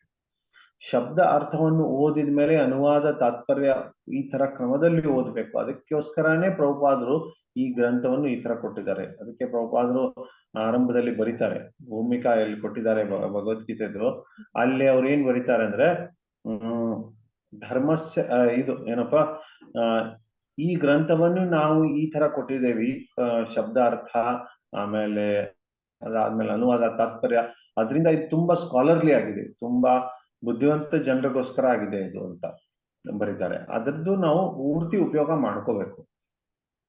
ಆ ತರ ಗಂಭೀರ ಅಧ್ಯಯನ ವಿಸ್ತಾರವಾಗಿ ಮಾಡ್ಕೋಬೇಕು. ಈ ತರ ಮಾಡ್ತಾ ಮಾಡ್ತಾ ಏನಾಗುತ್ತೆ, ನಾವು ಶಾಸ್ತ್ರವನ್ನು ಸರಿಯಾಗಿ ಅರ್ಥ ಮಾಡ್ಕೋಬಹುದು. ವ್ಯಾಕರಣ ಶಾಸ್ತ್ರ ಇದೆ, ಆಮೇಲೆ ಕಾವ್ಯ ಅನ್ವಯ ಇದೆ, ಇದಾದ್ಮೇಲೆ ತರ್ಕ ಭಾಷೆ, ತರ್ಕ ಸ್ವಲ್ಪ ತಿಳ್ಕೊಳ್ತಾರೆ. ತರ್ಕದಲ್ಲಿ ಬಹಳಷ್ಟು ಇದಾವೆ. ತರ್ಕ ಸಂಗ್ರಹ ಅಂತ ಶಾಸ್ತ್ರ ಆರಂಭಿಕ ಗ್ರಂಥ ಇದೆ. ವೈಷ್ಣವರಿಗೆ, ವಿಷ್ಣು ಭಕ್ತರಿಗೆ ಪದಾರ್ಥ ಸಂಗ್ರಹ ಅಂತ ಅನ್ನುವಂತ ಗ್ರಂಥ ಇದೆ. ಪದಾರ್ಥ ಸಂಗ್ರಹಕ್ಕೆ ಮಧ್ವ ಸಿದ್ಧಾಂತ ಸಾರ ಅಂತ ಅನ್ನೋ ವ್ಯಾಖ್ಯಾನವನ್ನು ಕೂಡ ಕೊಟ್ಟಿದ್ದಾರೆ. ತರ್ಕ ಸಂಗ್ರಹಕ್ಕೆ ನವ್ಯ ನ್ಯಾಯ ಅನ್ನುವಂತ ವ್ಯಾಖ್ಯಾನ ಇದೆ. ಈ ತರ ಈ ಓದಿ ತರ್ಕವನ್ನು ಅರ್ಥ ಮಾಡ್ಕೊಳ್ತಾರೆ. ವ್ಯಾಕರಣ ಆಯ್ತು, ತರ್ಕ ಆಯ್ತು, ಸ್ವಲ್ಪ ಮೀಮಾಂಸದ ನಿಯಮಗಳನ್ನ ಅರ್ಥ ಮಾಡ್ಕೊಳ್ತಾರೆ. ಇಷ್ಟಾದ್ಮೇಲೆ ವೇದಾಂತಕ್ಕೆ ಹೋಗ್ತಾರೆ. ಇದು ಕ್ರಮ ಇದೆ ಅಧ್ಯಯನ ಮಾಡೋದು ವೇದಾಂತ ಶಾಸ್ತ್ರವನ್ನು. ಅದನ್ನು ಎಲ್ಲ ಭಕ್ತರಲ್ಲೂ ಕೂಡ ಮಾಡ್ಬೇಕು. ಅದಕ್ಕೆ ಪ್ರಭುಪಾದರದ ಆಸೆ ಇತ್ತು. ಇಲ್ಲಿ ನೋಡಿ, ಪ್ರಭುಪಾದರು ಏನ್ ಹೇಳ್ತಾರೆ, ಬ್ರಹ್ಮಾನಂದ ಅವರಿಗೆ ಒಂದು ಪತ್ರ ಬರೀತಾರೆ 23 ಮಾರ್ಚ್ 1969. ನೋಡು, ಅಷ್ಟು ಬೇಗ. ಪ್ರಭುಪಾದರು ತಮ್ಮ ಅಭಿಯಾನವನ್ನು ಶುರು ಮಾಡಿದ್ದು 66ರಲ್ಲಿ. ಅವರು 77ರವರೆಗೆ ಈ ಪ್ರಪಂಚದಲ್ಲಿ ಇದ್ರು. ಆರಂಭದಲ್ಲಿ 1969ರಲ್ಲೇ ಪ್ರಭುಪಾದರು ಈ ತರ ಆಸೆ ಇತ್ತು. ಏನಂತೆ, ಭಗವದ್ಗೀತಾ ಆಮೇಲೆ ಇತರ ಲೋಕಗಳಿಗೆ ಸುಗಮ ಪ್ರಯಾಣ ಭಕ್ತಿ ರಸಾಮೃತ ಸಿಂಧು, ಈ ಗ್ರಂಥಗಳನ್ನ ಅಧ್ಯಯನ ತುಂಬಾ ಗಂಭೀರವಾಗಿ ಆಳವಾಗಿ ಮಾಡಿದ್ರೆ ನಮಗೆ ಭಕ್ತಿ ಶಾಸ್ತ್ರಿ ಅನ್ನುವಂತ ಒಂದು ಉಪಾಧಿ ಸಿಗುತ್ತೆ ಅಂತ ಹೇಳಿದ್ರು. ಇವತ್ತು ಭಕ್ತಿ ಶಾಸ್ತ್ರಿ ಅಂತ ಒಂದು ಉಪಾಧಿ ಇದೆ ನಮ್ಮ ಇಸ್ಕಾನ್ ಅಲ್ಲಿ. ಆ ಭಕ್ತಿ ಶಾಸ್ತ್ರಿ ಅಧ್ಯಯನ ಮಾಡ್ಲಿಕ್ಕೆ ಇವು ಭಗವದ್ಗೀತೆ, ಆಮೇಲೆ ಭಕ್ತಿ ರಸಾಮೃತ ಸಿಂಧು, ಆವಾಗ ಇತರ ಲೋಕಗಳಿಗೆ ಸುಗಮ ಪ್ರಯಾಣ ಅನ್ನೋ ಗ್ರಂಥ ಛಾಪನೆ ಆಗಿತ್ತು, ಅದನ್ನ ಅಧ್ಯಯನ ಮಾಡ್ಬೇಕು ಅಂತ ಹೇಳಿದ್ರು. ಇದಾದ್ಮೇಲೆ ಈಶೋಪನಿಷತ್ ಕೂಡ ಬಂದಿದೆ, ಉಪದೇಶಾಮೃತ ಕೂಡ ಬಂದಿದೆ, ಅದು ಕೂಡ ಅಧ್ಯಯನ ಮಾಡ್ಬೇಕು. ಇವೆಲ್ಲ ಆಳವಾಗಿ ಅಧ್ಯಯನ ಮಾಡ್ಬೇಕು, ಅವಾಗ ಭಕ್ತಿ ಶಾಸ್ತ್ರಿ ಅಂತ ಹೇಳ್ತಾರೆ. ಅದಾದ್ಮೇಲೆ ಮುಂದಿನ ಸ್ತರದಲ್ಲಿ ಪ್ರಭುಪಾದರು ಏನ್ ಹೇಳ್ತಾರೆ, ಭಕ್ತಿ ವೈಭವ. ಭಕ್ತಿ ವೈಭವ ಅಧ್ಯಯನ ಮಾಡ್ಬೇಕಂದ್ರೆ ಪ್ರಭುಪಾದರು ಏನ್ ಹೇಳ್ತಾರೆ ಅಂದ್ರೆ, ವೇದಾಂತ ಸೂತ್ರಗಳ ಅಧ್ಯಯನ ಮಾಡ್ಬೇಕು, ಆಮೇಲೆ ಶ್ರೀಮದ್ ಭಾಗವತವನ್ನು ಅಧ್ಯಯನ ಮಾಡ್ಬೇಕು ಅಂತ. ಶ್ರೀಮದ್ ಭಾಗವತ ಮತ್ತೆ ವೇದಾಂತ ಸೂತ್ರಗಳ ಅಧ್ಯಯನ ಮಾಡಿದ್ಮೇಲೆ ಭಕ್ತಿ ವೈಭವ ಸಿಗುತ್ತೆ ಅಂತ ಪ್ರಭುಪಾದರು ಬ್ರಹ್ಮಾನಂದ ಅವರಿಗೆ ಬರೀತಾರೆ 23 ಮಾರ್ಚ್ 1969. ಇದಾದ್ಮೇಲೆ ಭಕ್ತಿ ವೇದಾಂತ. ಭಕ್ತಿ ವೇದಾಂತ ಎಲ್ಲಕ್ಕಿಂತ ಶ್ರೇಷ್ಠ ಸ್ತರ, ಅದು ಚೈತನ್ಯ ಚರಿತಾಮೃತ ಅಧ್ಯಯನ ಮಾಡಿದ್ಮೇಲೆ ಸಿಗುತ್ತೆ ಅಂತ. ನೋಡಿ, ಚೈತನ್ಯ ಚರಿತಾಮೃತ ಅನ್ನೋದು ಇಷ್ಟು ಜಟಿಲ ವಿಷಯ ಇದೆ, ತುಂಬಾ ಸರಳವಾಗಿ ಅರ್ಥ ಮಾಡ್ಕೊಳಕ್ ಆಗಲ್ಲ. ಇಲ್ಲಿ ಗೌರಾಂಗ ಮಹಾಪ್ರಭುಗಳ ಲೀಲೆ ಇದೆ, ಅಥವಾ ಶ್ರೀ ಶ್ರೀ ರಾಧಾಕೃಷ್ಣನ್ ಲೀಲೆಗಳಿದಾವೆ, ಮತ್ತೆ ಗೋಲೋಕದ ಬಗ್ಗೆ ಮಾಹಿತಿ ಇದೆ, ಕೃಷ್ಣನ ಲೀಲೆಗಳು ಗೋಲೋಕ ವೃಂದಾವನದಲ್ಲಿ. ಇದು ಬಹಳ ಜಟಿಲ ವಿಷಯ, ಇದು ತುಂಬಾ ಈಸಿ ವಿಷಯ ಅಲ್ಲ. ಈ ತರ ನಾವು ಗಂಭೀರ ಶಾಸ್ತ್ರ ಅಧ್ಯಯನ ಮಾಡ್ಕೊಳ್ಳದೆ ಇದನ್ನ ತಿಳ್ಕೊಂಡ್ಬಿಟ್ರೆ ಸಹಜಿ ಆಗುತ್ತೆ. ಗೌಡಿಯ ವೈಷ್ಣವ ಅಥವಾ 500 ವರ್ಷದ ಇತಿಹಾಸದಲ್ಲಿ ಸಾಮಾನ್ಯವಾಗಿ ಜನರು ತುಂಬಾ ಚೀಪಾಗಿ ತಗೊಂಡ್ಬಿಟ್ಟಿದ್ದಾರೆ, ಸಹಜವಾಗಿ ತಗೊಂಡ್ಬಿಟ್ಟಿದ್ದಾರೆ ಇದನ್ನ ಬಹಳಷ್ಟು ಜನ. ಅದಕ್ಕೆ ಚೈತನ್ಯ ಮಹಾಪ್ರಭುಗಳು ಹೋದ ಮೇಲೆ ಎಷ್ಟೋ ಜನ ಅಪಸಂಪ್ರದಾಯಿಗಳು ಇದು ಶಾಸ್ತ್ರವನ್ನು ಅರ್ಥ ಮಾಡ್ಕೊಳ್ದೇನೆ ಅಪಸಂಪ್ರದಾಯಿಗಳಾಗ್ಬಿಟ್ಟು ಅವರು ಬಹಳಷ್ಟು ಅನಧಿಕೃತ ಕಾರ್ಯಗಳನ್ನು ಕೂಡ ಮಾಡ್ತಾ ಇದ್ರು. ಉದಾಹರಣೆಗೆ, ನಾನು ಕೃಷ್ಣ, ಎಲ್ಲರೂ ಗೋಪಿಗಳು ಅಂತ ಅನ್ಕೊಂಡು ರಾಸಲೀಲೆಯನ್ನು ಮಾಡ್ತಾ ಇದ್ರು. ಈ ತರ ಬಹಳಷ್ಟು ಅನಧಿಕೃತ ಕಾರ್ಯಗಳನ್ನ ಮಾಡಿದ್ರು. ಆ ತರ ಅನಧಿಕೃತ ಕಾರ್ಯ ಹಾಕಿ ಅವ್ರಿಗೆ ಏನು ಮಕ್ಳು ಹುಟ್ಟತಾ ಇದ್ರು, ಆ ಮಕ್ಕಳು ವರ್ಣಸಂಕರ ಮಕ್ಕಳಿಗೆ ವೈಷ್ಣವ ಅಂತಾರೆ ಅನ್ನೋದು ಶುರು ಮಾಡಿದ್ರು. ಆವಾಗ ಬಂಗಾಲಲ್ಲಿ ವೈಷ್ಣವ ಅನ್ನೋದು ಒಂದು ಕೆಟ್ಟ ಶಬ್ದ ಆಗ್ಬಿಟ್ಟಿತ್ತು. ಈ ತರ ಪರಿಸ್ಥಿತಿಯಲ್ಲಿ ಭಕ್ತಿ ವಿನೋದ್ ಠಾಕೂರ್ ಅವರು ಬಂದು ನಿಜವಾದ ವೈಷ್ಣವತ್ವವನ್ನು ಎತ್ತಿಡಿದ್ರು. ಇವತ್ತೇನಾಗ್ತಾ ಇದೆ, ಇವತ್ತು ಕೂಡ ಪ್ರತಿಯೊಂದು ಆಚಾರ್ಯ ಕಳೆದು ಹೋದ್ಮೇಲೆ ಜನರು ಸಂಪ್ರದಾಯದ ನಿಯಮಗಳನ್ನ ಕಡಿಮೆ ಮಾಡ್ತಾ ಬರ್ತಾರೆ. ಯಾಕಂದ್ರೆ ಆಚಾರ್ಯರು ತಮ್ಮ ಗ್ರಂಥಗಳನ್ನ ಕೊಟ್ಟು ಹೋಗ್ತಾರೆ, ಗ್ರಂಥಗಳನ್ನ ಕೊಟ್ಟು ಶಾಸ್ತ್ರವನ್ನು ತುಂಬಾ ಗೂಢವಾಗಿ ತಿಳಿಸಿರ್ತಾರೆ. ಆದ್ರೆ ಆಚಾರ್ಯಗಳು ಕೊಟ್ಟಿರುವಂತ ನಿಯಮಗಳನ್ನ ಪಾಲನೆ ಮಾಡ್ದೇನೆ, ಅವರು ಶಾಸ್ತ್ರವನ್ನು ಅಧ್ಯಯನ ಮಾಡ್ದೇನೆ ಜನ ಏನ್ ಮಾಡ್ತಾರೆ, ಭಕ್ತಿಯನ್ನು ತುಂಬಾ ಸುಲಭ ಮಾಡ್ಲಿಕ್ಕೆ ಪ್ರಯತ್ನ ಮಾಡ್ತಾರೆ. ತುಂಬಾ ಸುಲಭ ಅಂದ್ರೆ ತುಂಬಾ ಚೀಪ್ ಆಗಿ ಮಾಡಕ್ಕೆ ಪ್ರಯತ್ನ ಮಾಡ್ತಾರೆ. ಏನಂತೆ, ನಾವು ಯಾವುದು ವರ್ಣಾಶ್ರಮ ನಿಯಮಗಳನ್ನ ಪಾಲನೆ ಮಾಡೋ ಅವಶ್ಯಕತೆ ಇಲ್ಲ, ಅಥವಾ ನಾವು ನೇರವಾಗಿ ಭಗವಂತನ ಸೇವೆಯಲ್ಲಿ ನಮ್ಮ ಏನು ಉಪಾಧಿ ಯೋಗ್ಯತೆ ಇಲ್ದೇನೆ ನೇರವಾಗಿ ಭಗವಂತನ ಸೇವೆಯಲ್ಲಿ ತೊಡಗಬಹುದು. ಹರೇ ಕೃಷ್ಣ ಮಾಡ್ತಾ ಇದ್ದೀವಲ್ಲ ಸಾಕು, ನಾವೆಲ್ಲರೂ ಒಂದಿನ ಭಗವಂತನ ಧಾಮಕ್ಕೆ ಹೋಗ್ತೇವೆ ಮಾಡೋದು ಕಡಿಮೆ ಮಾಡ್ತಾರೆ. ಬೆಳಿಗ್ಗೆ ಹೇಳೋದನ್ನ ಕೂಡ ಕಡಿಮೆ ಮಾಡ್ತಾರೆ, ಶಾಸ್ತ್ರ ಅಧ್ಯಯನ ಮಾಡೋದನ್ನ ಕಡಿಮೆ ಮಾಡ್ತಾರೆ. ಇದೆಲ್ಲ ನಾನು ಈ ತರ ಕೇಳಿದ್ದೀನಿ, ಈ ತರ ತರ್ಕಗಳು ಇಡ್ತಾರೆ ಜನ. ಏನಂತೆ, ನೋಡಿ ನಮಗೆ ಉದ್ದೇಶ ಏನು, ಭಗವಂತನ ಭಕ್ತಿ. ಭಗವಂತನ ಭಕ್ತಿ ಉದ್ದೇಶ ಇರೋದ್ರಿಂದ ಜ್ಞಾನ ನಮ್ದು ಉದ್ದೇಶ ಅಲ್ಲ. ಅದಕ್ಕೆ ತುಂಬಾ ಎಲ್ಲ ಬುಕ್ಸ್ ಎಲ್ಲ ಓದ್ಬಾರ್ದು, ಶಾಸ್ತ್ರವನ್ನು ಓದ್ಬಾರ್ದು. ಇದೆಲ್ಲ ಓದಿ ಏನ್ ಪ್ರಯೋಜನ? ಕೊನೆಗೆ ತುಂಬಾ ದೊಡ್ಡ ಜ್ಞಾನ ಆಗ್ಬಿಡ್ತೇವಿ, ಅಹಂಕಾರ ಬರುತ್ತೆ, ಹೊರತು ಭಕ್ತಿ ಬರಲ್ಲ. ಅದಕ್ಕೆ ನಾವು ಬರೀ ಹರಿನಾಮ ಮಾಡಿದ್ರೆ ಸಾಕು, ಪ್ರವಚನ ಅದೆಲ್ಲ ಯಾಕೆ ಕೇಳ್ಬೇಕು, ಬರೀ ಹರಿನಾಮ ಮಾಡಿದ್ರೆ ಸಾಕು. ಇವೆಲ್ಲ ಬಹಳ ತಪ್ಪು ಧಾರಣೆಗಳಿದಾವೆ, ತಪ್ಪು ಕಲ್ಪನೆಗಳಿದಾವೆ. ಯಾಕಂದ್ರೆ ನಮ್ಮ ಹೃದಯ ಶುದ್ಧಿ ಆಗ್ಲಿಕ್ಕೆ ನಾವು ಶಾಸ್ತ್ರವನ್ನು ಓದ್ಲೇಬೇಕು. ಬುದ್ಧಿ ಶುದ್ಧಿ ಆಗ್ಬೇಕು. ನಮ್ಮ ಬುದ್ಧಿಯಲ್ಲಿ ಕೂಡ ಕಲ್ಮಶ ಇದೆ. ಬುದ್ಧಿಯಲ್ಲಿ ಕಲ್ಮಶ ಇರೋದ್ರಿಂದ ಶಾಸ್ತ್ರ ಅಧ್ಯಯನ ಮಾಡಿದ್ರೆ ಏನಾಗುತ್ತೆ, ನಮ್ಮ ಬುದ್ಧಿ ಶುದ್ಧವಾಗುತ್ತೆ. ನಮ್ಮ ಹೃದಯ, ನಮ್ಮ ಚಿತ್ತ ಶುದ್ಧ ಆಗ್ಲಿಕ್ಕೆ ಶ್ರವಣ ಕೀರ್ತನ ಅತಿ ಅವಶ್ಯವಾಗಿದೆ.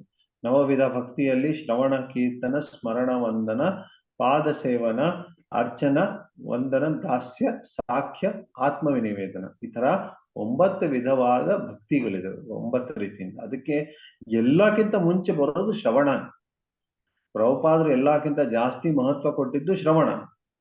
ಅದಕ್ಕೆ ಶ್ರವಣ ಬಹಳ ಮಹತ್ವಪೂರ್ಣವಾದದ್ದು. ಅಧಿಕೃತ ವ್ಯಕ್ತಿ ಹತ್ರ ಶ್ರವಣ ಮಾಡ್ಬೇಕು. ಆ ಅಧಿಕೃತ ವ್ಯಕ್ತಿ ಯಾರು, ವ್ಯಾಸಾಸನ ಮೇಲೆ ಕೂತ್ಕೊಳ್ಳೋಕೆ ಯೋಗ್ಯ ವ್ಯಕ್ತಿ ಯಾರು, ಅವ್ರ ಗುಣಗಳೇನಿದಾವೆ ಅವು ಹಿಂದಿನ ಶ್ಲೋಕದಲ್ಲಿ ಚರ್ಚೆ ಮಾಡಿದ್ದೇವೆ ನಾವು. ಈಗ ಈ ವಕ್ತಾನ ಗುಣಗಳು ಏನಿರ್ಬೇಕು ಅದನ್ನ ಚರ್ಚೆ ಮಾಡಿದ್ವಿ. ಶಾಸ್ತ್ರ ಏನಿರ್ಬೇಕು ಅನ್ನೋಂಥದ್ದು ಇವತ್ತು ಚರ್ಚೆ ಮಾಡ್ತಾ ಇದ್ವಿ. ಅದಕ್ಕೆ ಇದನ್ನೆಲ್ಲ ತುಂಬಾ ಗಂಭೀರವಾಗಿ ಅಧ್ಯಯನ ಪ್ರತಿಯೊಬ್ಬ ವ್ಯಕ್ತಿ ಮಾಡಬೇಕು. ಅದರಿಂದ ಏನಾಗುತ್ತೆ, ಈ ತರ ಭಕ್ತಿ ಸಹಜ ಆಗಲ್ಲ, ತುಂಬಾ ಚೀಪಾಗಿ ಭಕ್ತಿನ ತಗೊಳಲ್ಲ. ಭಕ್ತಿ ಅನ್ನೋದು ಬಹಳ ಸೀರಿಯಸ್, ಬಹಳ ಗಂಭೀರವಾದ ವಿಷಯ. ಹರಿನಾಮ ತಗೊಳ್ತೀವಿ, ಹರೇ ಕೃಷ್ಣ ಕೃಷ್ಣ ಕೃಷ್ಣ ಹರೇ ಹರೇ, ಹರೇ ರಾಮ ರಾಮ ರಾಮ ಹರೇ ಹರೇ. ಈ ಹರಿನಾಮ ತಗೊಳಕ್ಕೆ ಎಲ್ಲರ ನಾವು ಹರೇ ಕೃಷ್ಣ ಮಾಡಿದ್ರೆ ಸಾಕು, ಬೇರೆ ಏನ್ ಮಾಡೋ ಅವಶ್ಯಕತೆ ಇಲ್ಲ. ಖಂಡಿತ ಇದು ನಿಜ, ಇದ್ರಲ್ಲಿ ಸಂಶಯನೇ ಇಲ್ಲ. ಆದ್ರೆ ನಾವು ಎಷ್ಟು ಗಂಭೀರವಾಗಿ ಹರೇ ಕೃಷ್ಣ ಮಾಡ್ತಾ ಇದ್ವಿ, ಪರಿಶುದ್ಧ ಹರಿನಾಮ ಬರ್ತಾ ಇದೆಯಾ ನಮ್ಮ ಬಾಯಿಯಿಂದ? ಶುದ್ಧವಾದ ಹರಿನಾಮ ನಮ್ಮ ಬಾಯಿಂದ ಬರ್ತಾ ಇದೆಯಾ? ಇಲ್ಲ, ಬಹಳ ಕಷ್ಟ ಆಗಿದೆ ಇವತ್ತಿನ ಕಾಲದಲ್ಲಿ ಶುದ್ಧ ಹರಿನಾಮ ಉಚ್ಚಾರಣೆ ಮಾಡೋದು. ಅದಕ್ಕೋಸ್ಕರ ನಾವು ಏನ್ ಮಾಡ್ಬೇಕಂದ್ರೆ, ಶುದ್ಧ ಹರಿನಾಮ ಉಚ್ಚಾರಣೆ ಮಾಡೋದು ಕಷ್ಟ ಆಗಿರೋ ಕಾರಣದಿಂದ ನಮ್ಮ ಹೃದಯವನ್ನು ಶುದ್ಧ ಮಾಡ್ಕೋಬೇಕು ಎಲ್ಲಕ್ಕಿಂತ ಮುಂಚೆ. ಆ ಹೃದಯವನ್ನು ಶುದ್ಧ ಮಾಡ್ಕೊಳ್ಳಿಕ್ಕೆ ಶಾಸ್ತ್ರ ಅಧ್ಯಯನ ಅತಿ ಅವಶ್ಯಕ. ಪ್ರಭುಪಾದರ ಪುಸ್ತಕಗಳನ್ನ ಗಂಭೀರವಾಗಿ ಓದ್ಬೇಕು. ಮತ್ತೆ ಕಾಲಕ್ರಮೇಣ ವೇದಾಂತ ಶಾಸ್ತ್ರಗಳನ್ನ, ವೇದಾಂತ ಸೂತ್ರಗಳನ್ನ, ಅದ್ರ ಶ್ರೀಮದ್ ಭಾಗವತ ಅದ್ರ ವ್ಯಾಖ್ಯಾನ ಹೇಗಿದೆ ಇದನ್ನ ಅಧ್ಯಯನ ಮಾಡ್ಬೇಕು. ಇವತ್ತೇನಾಗಿದೆ, ಆ ಪಾಂಡಿತ್ಯ ಸ್ತರ ಇಲ್ಲ ಇನ್ನು ತನಕ.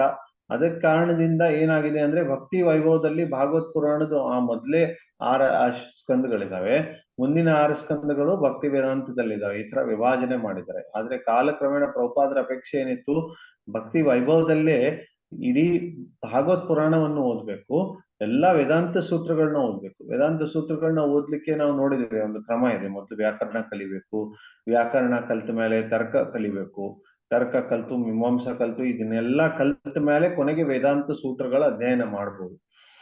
ಈ ವೇದಾಂತ ಸೂತ್ರಗಳನ್ನ ಅಧ್ಯಯನ ಮಾಡಿ ಗೋವಿಂದ ಭಾಷ್ಯ ವ್ಯಾಖ್ಯಾನವನ್ನು ಇವ್ರು ಕೊಟ್ಟಿದ್ದಾರೆ, ಅದನ್ನ ಅಧ್ಯಯನ ಮಾಡ್ಬೇಕು. ಆಮೇಲೆ ಶ್ರೀಮದ್ ಭಾಗವತವನ್ನು ಅಧ್ಯಯನ ಮಾಡ್ಬೇಕು. ಹೇಗೆ ಭಾಗವತ ಪ್ರಾಕೃತ ವ್ಯಾಖ್ಯಾನ ಇದೆ, ಅದನ್ನ ಅಧ್ಯಯನ ಮಾಡ್ಬೇಕು. ಇದು ವಿಸ್ತಾರವಾಗಿ ಅಧ್ಯಯನ ಮಾಡಿರೋ ವ್ಯಕ್ತಿಗೆ ಭಕ್ತಿ ವೈಭವ ಅನ್ನುವಂತ ಪದವಿ ಸಿಗ್ಬೇಕು ಅಂತ ಪ್ರಭುಪಾದರ ಆಸೆ ಇತ್ತು. ಈ ತರ ಪದವಿ ಸಿಕ್ಕಿರುವಂತವ್ರು ಯಾವಾಗ ಗೌರ ಲೀಲೆಯನ್ನು ಓದ್ತಾರೆ, ಚೈತನ್ಯ ಮಹಾಪ್ರಭುಗಳ ಲೀಲೆಯನ್ನು ಓದ್ತಾರೆ, ಚೈತನ್ಯ ಚರಿತಾಮೃತದಲ್ಲಿ, ಅವರು ಭಕ್ತಿಯನ್ನು ತುಂಬಾ ಈಸಿ ತಗೊಳ್ಳಲ್ಲ.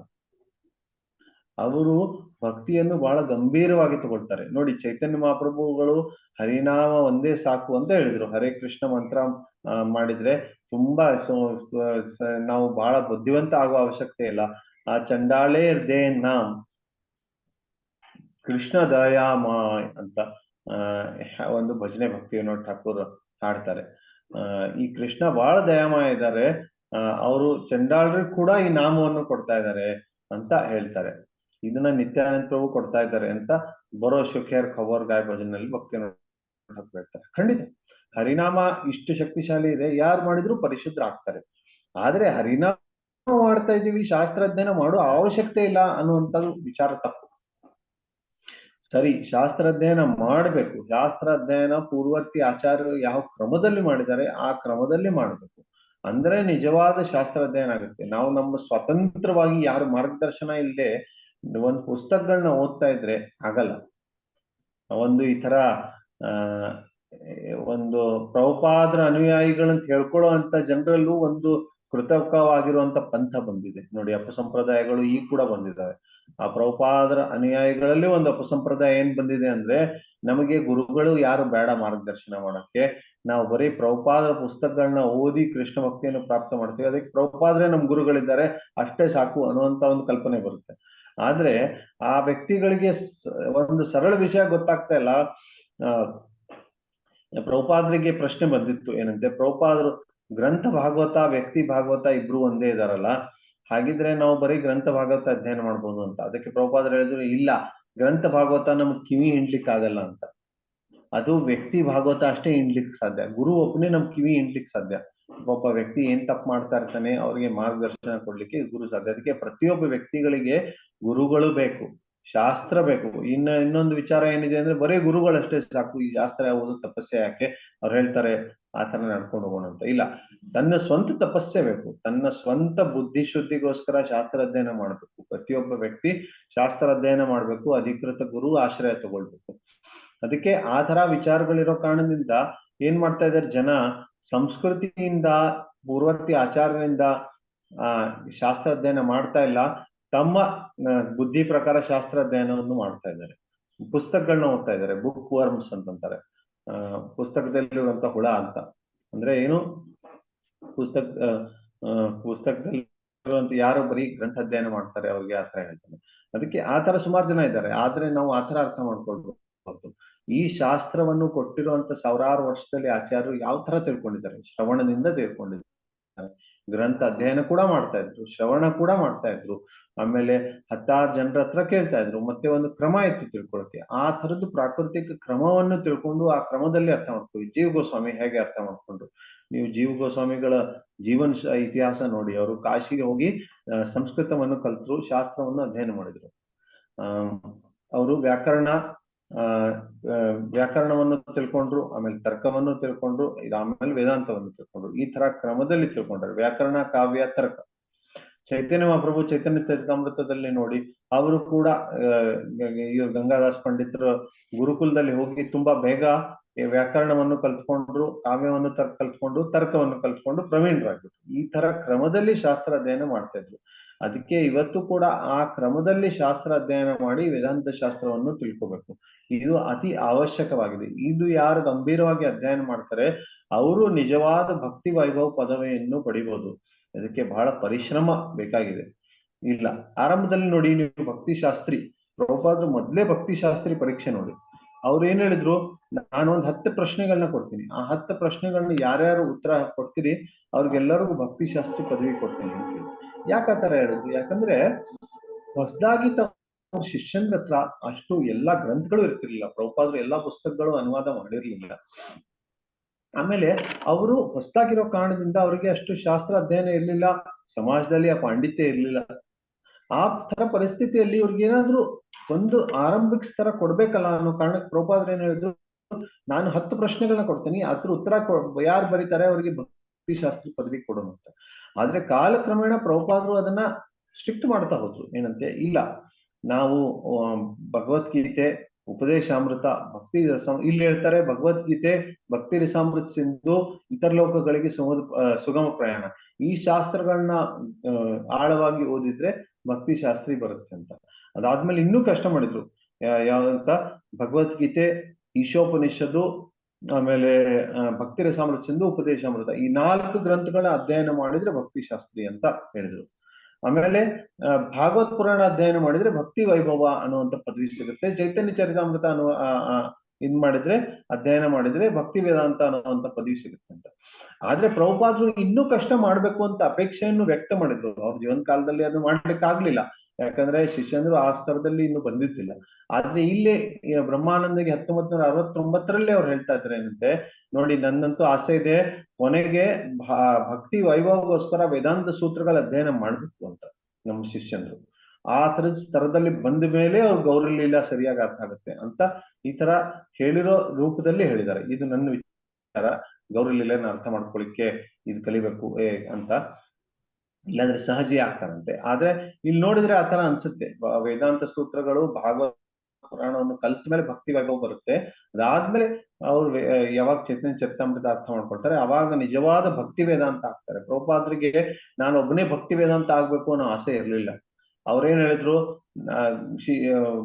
ಮಗ ಕೂಡ ಅಪ್ಪನ ಆಸ್ತಿಯನ್ನು ತಗೊಳ್ತಾರೆ, ನನ್ನ ಪದವಿ ಭಕ್ತಿ ವೇದಾಂತ ಇದೆ, ನಿಮ್ಮೆಲ್ಲರಿಗೂ ಬರ್ಬೇಕು ಅನ್ನೋ ನನ್ನ ಆಸೆ ಅಂತ ಹೇಳಿದ್ರು. ಅವ್ರಿಗೊಬ್ಬರಿಗೆ ಆ ಪದವಿ ಇರಬಾರ್ದು, ಎಲ್ಲರೂ ಭಕ್ತಿ ವೇದಾಂತ ಆಗ್ಬೇಕು. ಅದಕ್ಕೋಸ್ಕರ ಈ ತರ ಆಳವಾಗಿ ಅಧ್ಯಯನ ಮಾಡ್ಬೇಕು ಅನ್ನೋದೊಂದು ಪ್ರಭುಪಾದರು ಹೇಳಿದ್ರು. ಅದಕ್ಕೆ ಇವತ್ತು ಬಹಳ ಪರಿಶ್ರಮ ಬೇಕು. ಯಾಕಂದ್ರೆ ನಾವು ಗೋವಿಂದ ಭಾಷ್ಯ ವೇದಾಂತ ಸೂತ್ರವನ್ನು ಓದ್ಬೇಕು. ಓದಕ್ಕಿಂತ ಮುಂಚೆ ಸರಿಯಾಗಿ ಸಂಸ್ಕೃತ ವ್ಯಾಕರಣವನ್ನು ಅಧ್ಯಯನ ಮಾಡ್ಬೇಕು, ಆಮೇಲೆ ತರ್ಕವನ್ನು ಅಧ್ಯಯನ ಮಾಡ್ಬೇಕು. ಈ ತರ ಅಧ್ಯಯನ ಮಾಡಿ ಈ ಕ್ರಮದಲ್ಲಿ ಬಂದಾಗ ನಿಜವಾದ ಭಕ್ತಿ ವೈಭವ ಕೊನೆಗೆ ನಮ್ಗೆ ಸಿಗ್ಲಿಕ್ಕೆ ಸಾಧ್ಯ. ಸರಿ, ಇವಾಗ ಒಂದು ಆರಂಭ ಮಾಡಿದ್ದೀವಿ. ಈ ಆರಂಭದಲ್ಲಿ ನಾವು 6 ಸ್ಕಂದಗಳು ಭಾಗವತವನ್ನು ಓದಿ ಅವಾಗ ನಮಗೆ ಭಕ್ತಿ ವೈಭವ ಪದವಿ ಸಿಗುತ್ತೆ. ಅದಕ್ಕೆ ಪ್ರಭುಪಾದರು ಯಾವ ರೀತಿಯಿಂದ ಶುರು ಮಾಡಿದ್ರು ಅದಕ್ಕಿಂತ ಅಂತೂ ದೊಡ್ಡ ಸ್ತರದಲ್ಲಿ ನಾವಿದ್ದೇವೆ ಇವತ್ತು. ಅದಕ್ಕೆ ಇವಾಗ ಕಷ್ಟಪಟ್ಟು ಇನ್ನು ಮೇಲೆ ಹೋದ್ರೆ ನಿಜವಾಗಿ ಭಾಗವತ್ ಪುರಾಣವನ್ನು ಅರ್ಥ ಮಾಡ್ಕೊಂಡು ಚೈತನ್ಯ ಚರಿತಾಮೃತ ಅರ್ಥ ಮಾಡ್ಕೊಳ್ಳಿಕ್ಕೆ ವ್ಯಕ್ತಿಗಳು ಯೋಗ್ಯ ಆಗ್ತಾರೆ. ಇದು ಅದಕ್ಕೆ ಯಾವುದು ಈ ತರ ಶಾಸ್ತ್ರಗಳನ್ನ ತಿರಸ್ಕಾರ ಮಾಡಬಾರ್ದು. ಇದ್ರದ್ದೇನು ಅವಶ್ಯಕತೆ ಇದೆ ಇದ್ರದ್ದೇನು ಅವಶ್ಯಕತೆ ಇದೆ ಅಂತಲ್ಲ. ಪ್ರತಿಯೊಂದು ಅಂಗ ಏನಿದೆ ವೇದದ್ದು ಅದು ಒಂದು ಒಳ್ಳೆ ವೇದ ಸಂಸ್ಕೃತಿ ನಿರ್ಮಾಣ ಮಾಡ್ಲಿಕ್ಕೆ ಅದ್ರದ್ದು ಒಂದು ಕೊಡುಗೆ ಇರುತ್ತೆ. ಅದಕ್ಕೆ ಆ ನಿಜವಾದ ಭಾರತೀಯ ಸಂಸ್ಕೃತಿಯನ್ನು ನಿರ್ಮಾಣ ಮಾಡ್ಲಿಕ್ಕೆ ಇವೆಲ್ಲ ಶಾಸ್ತ್ರವನ್ನು ಆಳವಾಗಿ ಅಧ್ಯಯನ ಮಾಡೋದು ಅತಿ ಅವಶ್ಯಕ. ಹರೇ ಕೃಷ್ಣ. ಏನಾದ್ರು ಪ್ರಶ್ನೆಗಳಿದಾವೆ ಈ ವಿಷಯದಲ್ಲಿ? ಗೊತ್ತು ಇದು ತುಂಬಾ ಫಿಲಾಸಫಿ ಇವತ್ತಿನ ಕ್ಲಾಸಲ್ಲಿ ಶಾಸ್ತ್ರದ್ದು. ಆದ್ರೆ ಈ ಪಾಯ ಇಡೋದು ಅತಿ ಅವಶ್ಯಕವಾಗಿದೆ. ಯಾಕಂದ್ರೆ ಜನರು ಬಹಳ ಸಹಜ ಮಾಡ್ಕೊಂಡ್ಬಿಟ್ಟಿದ್ದಾರೆ. ಪ್ರಭು ನಾವು ಹರೇ ಕೃಷ್ಣ ಮಾಡ್ತಾ ಇದ್ದೀವಿ, ನಮಗೇನು ಇದೆಲ್ಲ ಮಾಡೋದು ಯಾಕೆ, ಇದೆಲ್ಲ ಮಾಡೋ ಅವಶ್ಯಕತೆ ಏನಿದೆ ಅಂತ. ಇಲ್ಲ, ಹರೇ ಕೃಷ್ಣ ಎಷ್ಟು ದಿನ ಮಾಡ್ತೀರಾ ನೀವು? ಒಂದ್ ಕಡೆ ಕೂತ್ಕೊಂಡು ಹರೇ ಕೃಷ್ಣ ಮಾಡ್ತಾ ಹೋದ್ರೆ ನಾವು ಅದು ಇದು ಭೌತಿಕ ಲಾಭಗಳನ್ನ ಅಧ್ಯಯನ ಮಾಡಿ ಹರೇ ಕೃಷ್ಣ ಮಾಡೋದು ಕೂಡ ಬಿಟ್ಬಿಡ್ತೀವಿ. ಅಥವಾ ಹರೇ ಕೃಷ್ಣ ಮಾಡ್ತಾ ಭೌತಿಕ ಆಸೆಗಳನ್ನ ಪೂರ್ತಿ ಮಾಡ್ಲಿಕ್ಕೆ ನಮ್ಮ ಮನಸ್ಸು ವಾಲ್ಬೋದು. ಅದರಿಂದ ಹರೇ ಕೃಷ್ಣದಿಂದ ಬರೆಯುವಂತ ಪುಣ್ಯದಿಂದ ಭೌತಿಕ ಲಾಭ ಸಿಗ್ಲಿ ಅನ್ನುವಂತ ವಿಚಾರ ಕೂಡ ಬರ್ಬೋದು. ಅದಕ್ಕೆ ನಾವು ಸಿದ್ಧಾಂತ ಅರ್ಥ ಮಾಡ್ಕೊಳ್ಳೋದು ಬಹಳ ಅತಿ ಅವಶ್ಯಕ. ಏನಾದ್ರು ಪ್ರಶ್ನೆಗಳಿದಾವ ಈ ವಿಷಯದಲ್ಲಿ? ಪ್ರಭುಜಿ, ಇಲ್ಲಿ ದೇವಾಸಿಕ್ಯವಾದ ಅಂತಿದೆಯಲ್ಲ, ಅದ್ರ ಅರ್ಥ ಏನ್? ಏನಂತಿದೆ ಮಾತಾಜಿ? ಒಂದು ನಿಮಿಷ ನಾನು ತೆಗಿತೀನಿ. ದೇವಾಸಿಕ್ಯವಾದ, ದೇವ ಆಸ್ತಿಕ್ಯವಾದ. ದೇವ ಆಸ್ತಿಕ್ಯವಾದ ತಮಸ್ಕಂದ ಪ್ರಥಮಾಧ್ಯಾಯ. ಒಂದು ನಿಮಿಷ ತೆಗಿತಾ ಇದ್ದೀನಿ ಶ್ಲೋಕವನ್ನು.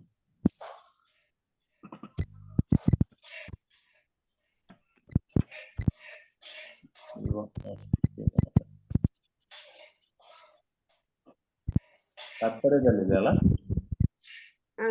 ಭಾವಾರ್ಥದಲ್ಲಿ. ಅಂದ್ರೆ ಇದು ವೇದಾಂತ ಸೂತ್ರಗಳಲ್ಲಿ ದೇವ ಆಸ್ತಿಕ್ಯವಾದ ಹೇಳಿದ್ದಾರೆ ಅಂತ ಹೇಳ್ತಾ ಇದ್ದಾರೆ. ಅಂದ್ರೆ ಏನು, ಪ್ರಭುಪಾದರು ಶಬ್ದಗಳನ್ನ ಸರಿಯಾಗಿ ಪ್ರಯೋಗ ಮಾಡ್ತಾ ಇದ್ದಾರೆ. ನಾಸ್ತಿಕವಾದ ಅಂದ್ರೆ ಏನು? ಭಗವಂತ ಇಲ್ಲ ಅಂತ ನಮ್ಗೆ. ಆಸ್ತಿಕತ್ವ ಅಂದ್ರೆ ಏನು? ಯಾರಿಗೆ ನಮ್ಗಿಂತ ಒಂದು ದೊಡ್ಡ ಶಕ್ತಿ ಇದೆಯಪ್ಪ ಅನ್ನುವಂತ ನಂಬಿಕೆ ಇದೆ, ಪರಬ್ರಹ್ಮ ಇದ್ದಾನೆ ಅನ್ನುವಂತ ನಂಬಿಕೆ ಇದೆ, ಇದು ಆಸ್ತಿಕರು. ಆದ್ರೆ ಅದೇ ವಿಶೇಷಣೆ ಕೊಡೋ ಅವಶ್ಯಕವಾಗಿದೆ. ಏನಂತೆ, ಇದು ಭಗವಂತ ಒಬ್ಬ ವ್ಯಕ್ತಿ ಇದ್ದಾನೆ, ಅವನನ್ನ ಯಾರು ನಂಬ್ತಾರೆ ಅವರು ಆಸ್ತಿಕರು ಅಂತ ಇದು ವಿಶೇಷಣೆ ಕೊಡೋ ಅವಶ್ಯಕವಾಗಿದೆ. ಅದಕ್ಕೆ ದೇವ ಆಸ್ತಿಕವಾದ ಅಂತಂತಾರೆ. ಈಸಮ್ ಅಂತ ಇಂಗ್ಲಿಷ್ ಕೊಟ್ಟಿದ್ದಾರೆ. ಇದನ್ನ ವೇದಾಂತ ಸೂತ್ರದಲ್ಲಿ ಅಂದ್ರೆ ಭಗವಂತ ಇದ್ದಾನೆ ಅನ್ನುವಂತಹದ್ದು ಒಂದು ಸಿದ್ಧಪಡಿಸ್ಲಿಕ್ಕೆ ವೇದಾಂತ ಸೂತ್ರಗಳಲ್ಲಿ ವ್ಯಾಖ್ಯಾನ ಇದೆ ಅಂತ ಪ್ರಭುಪಾದರು ಹೇಳ್ತಾರೆ.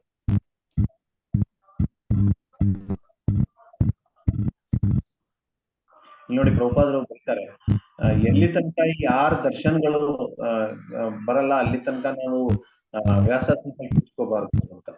ಯಾರು ಗೌತಮ, ಕಣಾದ, ಕಪಿಲ, ಪತಾಂಜಲಿ, ಜೈಮಿನಿ, ಅಷ್ಟಾವಕ್ರ ಅವ್ರ ಸಿದ್ಧಾಂತಗಳು. ಗೌತಮಂದು ನ್ಯಾಯ, ಕಣಾದಂದು ವೈಶೇಷಿಕ, ಕಪಿಲ ಮುನಿದು ಸಾಂಖ್ಯ, ಪತಾಂಜಲಿದು ಯೋಗ, ಜೈಮಿನಿದು ಮೀಮಾಂಸಾ, ಮತ್ತೆ ಅಷ್ಟಾವಕ್ರ ವೇದಾಂತ. ಈ ತರ 6 ದರ್ಶನಗಳು, ಷಡ್ ದರ್ಶನ ಅಂತಾರೆ. ನ್ಯಾಯ, ವೈಶೇಷಿಕ, ಸಾಂಖ್ಯ, ಯೋಗ, ಮೀಮಾಂಸಾ ಮತ್ತೆ ವೇದಾಂತ. ಈ 6 ದರ್ಶನಗಳು ಎಲ್ಲಿ ತನಕ ಬರಲ್ಲ ಅಲ್ಲಿ ತನಕ ವ್ಯಾಸನ ಮೇಲೆ ಕೂತ್ಬಾರ್ದು ಅಂತ ತಾತ್ಪರ್ಯದಲ್ಲಿ ಹೇಳ್ತಾರೆ.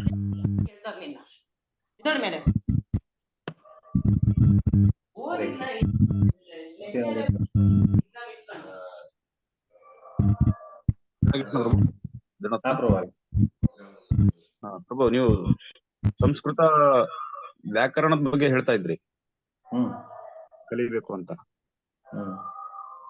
ಅದಕ್ಕೆ ಯಾರಾದ್ರೂ ನೀವೇನಾದ್ರೂ ಆತರ ಕೋರ್ಟ್ ಏನಾದ್ರು ಮಾಡ್ತಿದ್ದೀರಾ ಪ್ರಭು? ಮುಂಚೊಂದ್ಸಲಿ ಮಾಡ್ತೀವಿ ಅಂತ ಹೇಳಿದ್ರಲ್ಲ, ನಡೆಸ್ತಿದ್ದೀರಾ? ಇನ್ನು ತನ ಆತರ ದೊಡ್ಡ ಪ್ರಮಾಣದಲ್ಲಿ ಏನ್ ಶುರು ಮಾಡ್ತಾ ಇಲ್ಲ. ಮನೆಯಲ್ಲೇ ಪಾಠ ಮಾಡ್ತಾ ಇದ್ವಿ, ಅಧ್ಯಯನ ಮಾಡ್ತಾ ಇದ್ವಿ ಒಂದ್ ಸ್ವಲ್ಪ. ಆದ್ರೆ ನಮ್ಮ ಮಕ್ಳಿಗೆ ಹೇಳ್ಕೊಡ್ತಾ ಇದ್ವಿ. ಆದ್ರೆ ಆ ತರ ದೊಡ್ಡ ಪ್ರಮಾಣದಲ್ಲಿ ಏನ್ ಶುರು ಮಾಡಿಲ್ಲ. ಆದ್ರೆ ಕಾಲಕ್ರಮೇಣ ಮಾಡ್ಬೇಕು, ಅದಕ್ಕೋಸ್ಕರ ಯೋಜನೆ ಮಾಡ್ಬೋದು, ಚರ್ಚೆ ಮಾಡ್ಬೇಕು. ನಮ್ಮ ಪ್ರತಿಯೊಂದು ಇಸ್ಕಾನ್ ಸಂಸ್ಥೆಯಲ್ಲಿ ಈ ತರ ಅಧ್ಯಯನ ಮಾಡ್ಲಿಕ್ಕೆ ಒಂದು ವ್ಯವಸ್ಥೆ ಇಡಬೇಕು. ಖಂಡಿತ ನಾವು ಅದನ್ನ ಪ್ಲಾನ್ ಮಾಡೋಣ ಅಂತ ಎಲ್ಲ ಸೇರಿಸಿ. ಇದು ಸಂಬಂಧಪಟ್ಟಂಗೆ ಏನಾದ್ರು ವಿಚಾರ ಇದ್ರೆ ಒಂದ್ ಸ್ವಲ್ಪ ಅಪ್ಡೇಟ್ಸ್ ಇದ್ರೆ ಕೊಟ್ರಿ. ನಾವು ಯಾವ ತರ ಆಗ್ಬೇಕು ಅದಕ್ಕೆ ಮಾರ್ಗದರ್ಶನ ಕೊಡ್ಬೋದು, ಎಲ್ಲಿ ಕಲಿಬೇಕು ಅಂತ. ಕನಿಷ್ಠ ಈಗ ನಾವು ಕಲಿಸ್ಲಿಕ್ಕೆ ಆಗ್ಲಿಲ್ಲ ಅಂದ್ರು ಎಲ್ಲಿ ಕಲಿಬೇಕು ಅನ್ನೋಂತ ಮಾರ್ಗದರ್ಶನ ಖಂಡಿತ ಕೊಡ್ಬೋದು.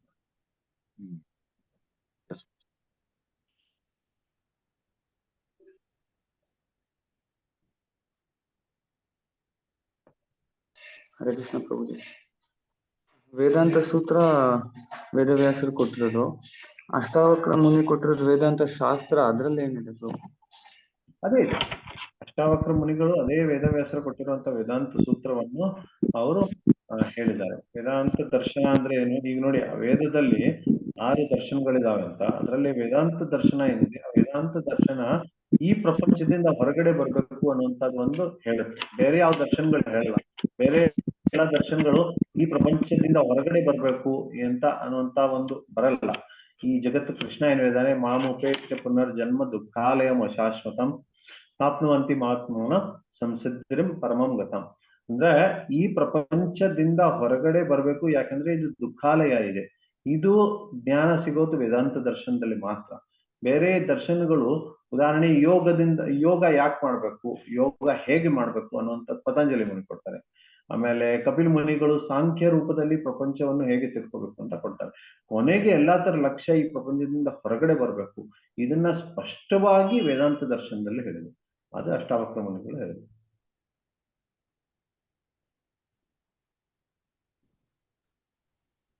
ಅಂದ್ರೆ ವೇದಾಂತ ದರ್ಶನ ಅಂದ್ರೆ ವೇದಾಂತ ಶಾಸ್ತ್ರ ಎರಡು ಒಂದೇನ ಪ್ರಭು? ವೇದಾಂತ ದರ್ಶನ ಅಂದ್ರೆ ಇದೊಂದು ಏನಿದೆ, ಅದು ಒಂದು ಫಿಲಾಸಫಿ, ಅದೊಂದು ಸೈನ್ಸ್. ಓಕೆ, ಅದು ಒಂದು ವಿಚಾರಧಾರೆ ಅಂತೂ ಹೇಳ್ಬೋದು. ಸ್ಪಷ್ಟವಾಗಿ ವಿಚಾರಧಾರೆ ಅಂತ ಅನ್ನಲ್ಲ, ಯಾಕಂದ್ರೆ ಇದು ವೇದಾಂತ ಪರಮ ಸತ್ಯ. ಆದ್ರೆ ಇವೆಲ್ಲ ಅದನ್ನ ನೋಡಿದ್ರೆ ಅದು ಒಂದು ಅವ್ರದ್ದು ಒಂದು ದೃಷ್ಟಿಕೋನ ಅಂತ ಹೇಳ್ಬೋದು. ಅವರು ಆ ಶಾಸ್ತ್ರನ ಅಧ್ಯಯನ ಮಾಡ್ಬೇಕಾದ್ರೆ ಅವರು ವೇದಾಂತ ದೃಷ್ಟಿಕೋನದಿಂದ ಅಧ್ಯಯನ ಮಾಡ್ತಾರೆ. ಓಕೆ, ಧನ್ಯವಾದ ಪ್ರಭು.